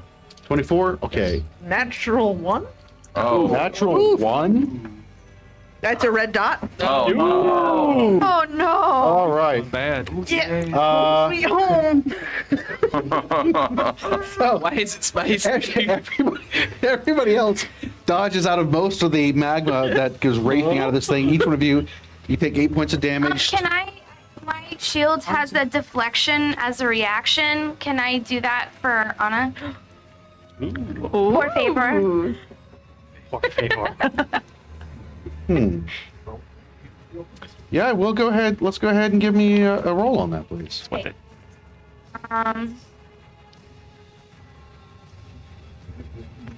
If I remember correctly. We're on a maybe saved yet. Will 8 damage if we succeeded? Yeah, 8 damage with your success. So 4. With your shield? No. Your ice thing? With my what you gave. Oh, that's That I right. didn't That's know. right. So Echo, as this magma splashes across you, it seems to do a lot more damage to Mary than yourself, and you were right at the point range of it. It does not seem to damage you quite as much. Nice. That's a 16. That's what? A 16. 16? All right. Now make a concentration check, please. Concentration check. Con save. Oh, so plus 5, right? That's Yeah. a 12. Plus the 5. That's a 17? Yeah. So 17. Okay, you are able to maintain your Spirit Guardians, and you're able to half the damage, because you would have taken double damage on that. So you take the full 15. Okay. So... Thank you, saving my life. USA. 28 total. Oh, you would. Yep. So as the thing seems most disappointed at the fact that it did not do more than that. And Why is this spicy? it is... My turn? Yeah. So. Just okay. No. Okay. I believe that's the 3rd time I've rolled the red dot. Ooh. Right. Yeah. Lucky. I'm sure something good Echo. happens when you roll more. Give me a Constitution saving throw. Okay. What? That's pretty good. That's pretty good. With a plus 7 to that, 22. 22. You feel your Kopesh begin to heat up, but then the ice that you have on it cools it right back down. The Mephit looks most disappointed, but his eyes open quite wide at this point, and that is the end of its actions. So then we move over to Yip Yip at this point. Hit the crystals? No. Then why were we hitting them? It was a mistake. Okay. And she then decides to change her aim because she was about to shoot magic missile at the crystals to shoot firebolt at the thing again. Shoot the other Savage Guard. I said Ravenous Garden. Yes. Well, the last one was ravenous. This one can be sad. Yeah. Yes. Well, yeah, they're all connected. The next Wait, I one will get be proficiency unpleasant with garden. it too, don't I? He's very surly garden. That's be 15 plus proficiency? Maybe 10 plus 5 plus proficiency, right? Did you beat a 15? So 5? Eight. Yes. It's a hive guard. That would Right, roll right. damage. So anyway, it isn't roll damage. It just it's roll damage. It just hits. With the you did magic missile. You said No, firebolt. firebolt. Okay. Since they told me not to hit the crystals. Okay. He was very confused. That's how I thought you were still doing magic. I'm like, well, you don't have to roll for that. That just works. Unlike Todd Howard. 13 fire damage. How many? 13 fire damage. 13, 26 points of fire damage. All right. Boosh. All right. It is looking quite crispy right now. The burning bush. Yeah, barbecue. It is. It is not pleased at this moment in time. It's a great episode. And are there any other actions or anything you got this round? Nope, that's it. Okay, we move over to Anna. Great. Okay. I'm so ready. I'm still. I'm having trouble seeing. Who can I hit? So right now you are right next to Yeah. You're right next to the owlbear, or Right. if you want to move through the difficult terrain, you can get over to the method. Yeah, if I move over to the method, will I stay? I want to stay within 10 feet of everybody. You would lose Mary. All right, okay, I'm gonna hit the owl bear. Okay. You are flanking. Great, good. Okay, so that's a 17 on the die to hit. 18 is the AC, and your hammer bounces off. Oh wait, that's on the die. So it's on the plus die. 8. Okay. Yeah, sorry. So like a 20. That would certainly hit. Okay, great. 18 is the number to beat. So that's. Let's go ahead and roll some damage. Great. Okay, and then I'm gonna put a schmite in with that as well. That's not positive. All right. Neat. A schmeat. Actually, you know what? Yeah, I'm gonna do 2 schmeats. 2 schmeats. 2 schmeats.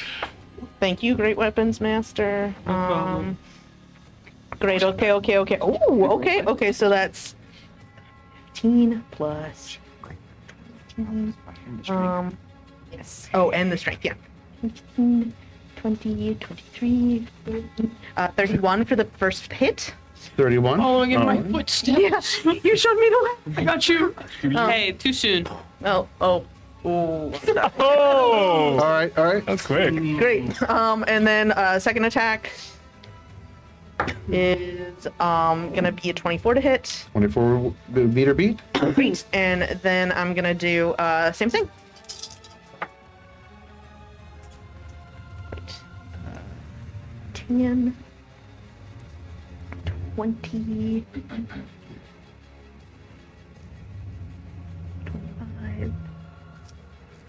And Just obliterating the thing. 7 plus 7 is That is 34. Is that a 34? Yes. Jeez. Smack. Dead. So Yeah. 82 points of damage total this thing has Anger taken. to let out this play. And the last 2 crystals on his back shatter. Go ahead and enter the Oh. 2 into combat. What if I was just aiming for the legs, though? As you Yep, smack the fair. body, what ends up Yeah. happening What is if you I see the try to hit crystals his overload. Yeah. They overload and pop when you Okay. strike it. Cool. Yeah. And that's the what I wanted, damage actually. rolls back to almost healed on the owlbear. Oh.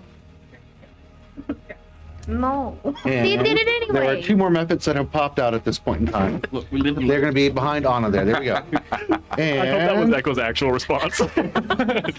yes, Sorry. one of them appears to be made out of smoke, and the other one appears to be made out of water. And they're both kind of cackling at this point in time. Cool damage.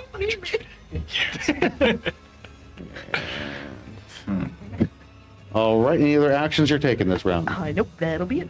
All right. And Steve, looking confused for a few moments there, and then charges at the Ravenous Garden with her big axe thing, and proceeds to attack it with a natural 20 and Steve. a 23. And Steve hews the Ravenous Garden. Easy beats. Okay. way. That's a strong effort. Just eats it. And hacks it in half, and it falls apart and disappears off the map. Way to go. Steve. Strong hit. All right. And Steve's like, whoa, whoa, whoa, whoa, whoa, with a little axe up. And that brings us back to the top of the round. And that is Skeech at this point in time. Yeah, we're So we're just pruning. just being the observant little guy that I am, I see that the owlbear, the mother owlbear, excuse me, seems to Just her be getting reinvigorated every time these crystals break. Yes. But all 4 of the crystals are shattered at this point. Well, actually, all 4 of the large ones. Can I throw something directly at the owlbear's mouth? You roll high enough, I'll give it to you. Well, I will attempt. If I get in melee, will I get the flanking bonus? I'm right at her back. If you're flanking, it's going to be really, really hard to throw it into her mouth. No. If I go into melee with the owlbear, will I get the advantage from flanking? If somebody's behind it. You know, why not? Okay, I'll risk it for the biscuit. Go ahead and you would move him towards Sky, because that's where the mouth is. Good doggy. Goodness. So I will, Okay. You ran up against the mouth. and I'll burn my gold inspiration coin. Okay, it's a here in D8. addition to add on top of that, which is the full 8. So that's a 21. Nice. Oh, I set a 20, and for the difficulty on that, and you huck whatever it is you've got. All right, so I'm going to throw my vial, or one of my vials of sovereign glue into the mouth of the owlbear. Gosh. So that should just Right. that should stop all of that nonsense forever.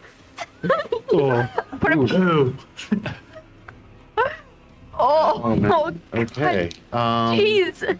Glued its mouth shut. This Interesting. how does it breathe?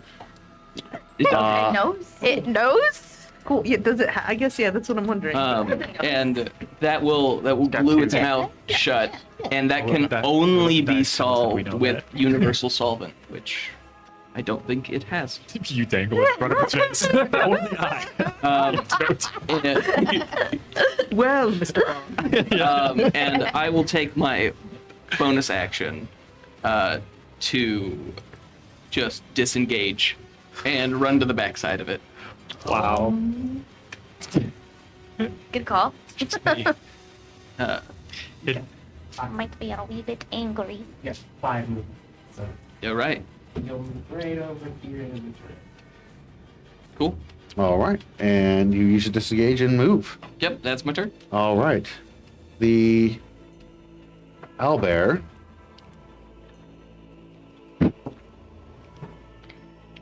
seems to fly into a frenzy at this point, clawing at its mouth that is now sealed shut, and pivots with murderous intent towards where you are, Skeech, and coils and launches the same attack at you that it launched at Vaughn. That I am counts. just a little guy.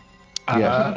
I'm gonna, regardless of whatever you're rolling, I'm gonna go ahead and activate my Blood Maledict of the Eyeless, and I'm gonna be subtracting a d6 from all attacks that are coming in at Skeech. All right.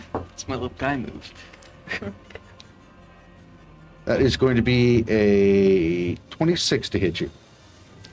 And the owlbear leaps and lands, I'm assuming on Skeech. You got anything to deflect or stop that? Will an apple help? Unfortunately If not, no. As it lands on you, it pins you to the ground with those claws, and they dig into your flesh. Ooh. Have that. Well, yes. How far is each from me right now? Opposite side of you. So 10 feet. 10 feet, yeah. Great. Okay. Okay. And it, again, the 21 points of damage minus 6 brings us down to I'm 15. using my reaction to absorb it. Oh. Yep. Oh, Wow. how much? Yeah. All of it. All of it's mine. Except for Except the for the one 6. that I did to you.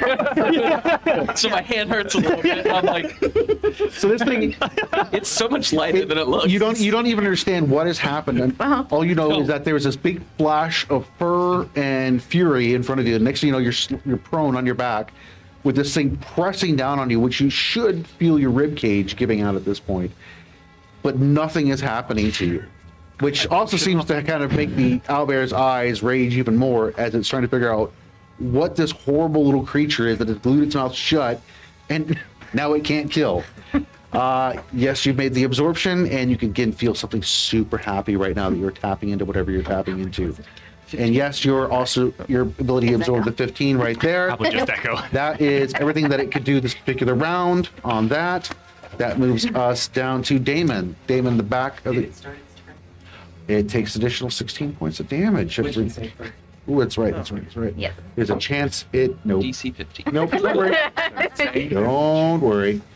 Nope. So it's... All right. The Spirit Guardians there rip into it. And, ooh, wait a second. At the same time, from the nest, there are 4 horrible mule sounds that you hear, like some small little animal screeching in pain. And then it goes Start silent to in the sing and nest. Oh, They do travel in herds. It's Idris Elba. And when that ends up happening, Skeech, you see the flash of recognition on the owlbear mother's face, and any sense of intelligence in this thing blanks at this point.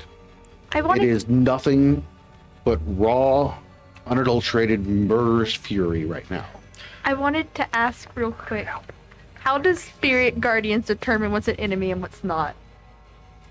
Based on what I say. Yeah. Well, did you know that there were little owlbear cubs in the thing? So would Are they they be in it? determined as an enemy or not? Whoa, those are inside thoughts, Hadley. Those are inside. Okay, I am making a determination on what would be hostile at this particular point in time, and it's whatever's reacting. hostile to our group. And right now, all that is the garden itself attacking, the mother owlbear, whatever it was that was sitting inside the nest. So, all right. We are moving. Anything else? All right. They come out of the thing. Just so that does move us into Damon's turn. Damon, what are you doing? Dropping elbows on that. How high are the ceilings? The ballroom that you're in They must be vaulted goes ceiling to right? floor, but if you look to your left where you're standing, there is a second floor balcony that overlooks into the ballroom. That's cool, but how high are the ceilings? How high are the ceilings? Yeah. It is 25 feet. It's what? 25 feet. Oh, that's awesome. As my movement, I'm gonna take out my grappling bow. Mhm. I'm gonna shoot it. I'm gonna Batman this, okay? I'm gonna go up, and then attach it to the owlbear. I'm Batman now. I'm gonna take out my dagger, and I'm gonna take out my other dagger and put it in my mouth. 3-star style. And I'm going to detach when I'm like above the owlbear and use fangs of death and come down on top. No. So, to clarify, I'm under the owlbear. Sorry, buddy. So it's just gonna. Damon, give me an acrobatics, please. Okay, I can do that. And then give me an attack roll. With advantage, because this is a surprise attack to this creature. Pancake. If you succeed in your acrobatics. 16 for acrobatics. That was the number I had established. You're beat. And you said advantage? Yes, this would be a surprise attack on this creature. Natural 20. Yes. With my fangs of death. So, What's funny is I also rolled a 1 on that as well, so. Nice. Oh. one's 20s. All right. Do I see Damon just descending like an avenging angel down? Very much so. So again, Underneath the each owlbear dagger garden. would have its first die That would be the maximized. scary part. What was that? Each dagger would have its first die maximized, Okay. and then you're going to roll damage, and then you're going to roll your surprise. So, All right, hang on, let me write this down. in the 20 minutes that's going on. Yeah, go ahead, move to the next. No, I need damage first. Oh, okay, this is gonna take me a minute. We I'm need- bad at math. Check out Pocket Bard. If we can get some assistance from I just wanted to point out the comments each made. No, that's fine. No, we could make them into boots. That's what he No. That's a dagger. Yip was like, I was trying to save the owlbear, baby. You're gonna give it It's okay. the We'll make people's you elbow. boots. A different type of saving. The spiritual elbow of doom. Yes, the peanut gallery has injected there. Because we have had a lot of cultural references. Yes. I agree. And then you're The adding zeitgeist +5 of our time. because of your dagger. Although, if I was the band Savage Garden, I would be really excited if anyone was talking about me. So stoked. Yeah. I have a question. Yeah, oh no. So, because it's a natural 20, so it's already a critical hit, but with also because it's surprised, it says it's also a critical hit. So how do I do this? Just go ahead and tell me what the damage is, and I will let you know what happens. Hang on, I gotta add that all up Mm-hmm. because I'm bad at math. Its soul. Straight to its score. We need to just have calculators in here for the people like Damon who So roll. we're at 55. From one dagger? No, that's 2 daggers. Is that a +6? Don't you have a +1? No, Start plus over. 5. It's plus 5. From the top. Make it drop. David, would you tell me whether the die I dropped is high or low, please? Oh God. Help me. Low. Low. It was a 1. So that's That's low. lowest. As Damon descends down with the 2 daggers, the plate on the back of the Owl Mother's head doesn't quite cover and link up over the back plates of armor, and the daggers both find purchase right into that small groove. And with the combined weight and momentum that Damon has, you slice through the vertebrae, and the neck and the head separate from each other, and the owlbear collapses Internal decapitation. off to the side without crushing Skeech. Got you, buddy. Can I catch the head? Oh my god. No, it's internal decapitation, not actual Yes, give me a strength save on that. Skeech. Absolutely, I got it. This is for you. Are you within? You get +5 to that. Oh, sick. Sick. 19. 19. Somehow you just muscle up. Well, here's what happened, right? So it landed on me, and I didn't feel any of it. So I just had this burst of strength. Much like the time where you were able to support Anna's weight on the cart. Yeah. Throwback. Somehow, like, Super Skeech grabs his head as it comes out, and then the gout of blood from the separated head then splashes all over Skeech from head to toe. Always happening. And, Leave it. and you're holding the head It feels me. over your body victoriously, like, and everything goes still. And this is where we're going to end our show this week. Oh. So This please year. join us again when we return on the 7th of January to see where our adventures go in the Doom City of Granitegard. You have yourself a wonderful holiday, and we will see you when we come back. Happy New Year. Happy New Year. Merry Christmas, Happy New Year to everyone.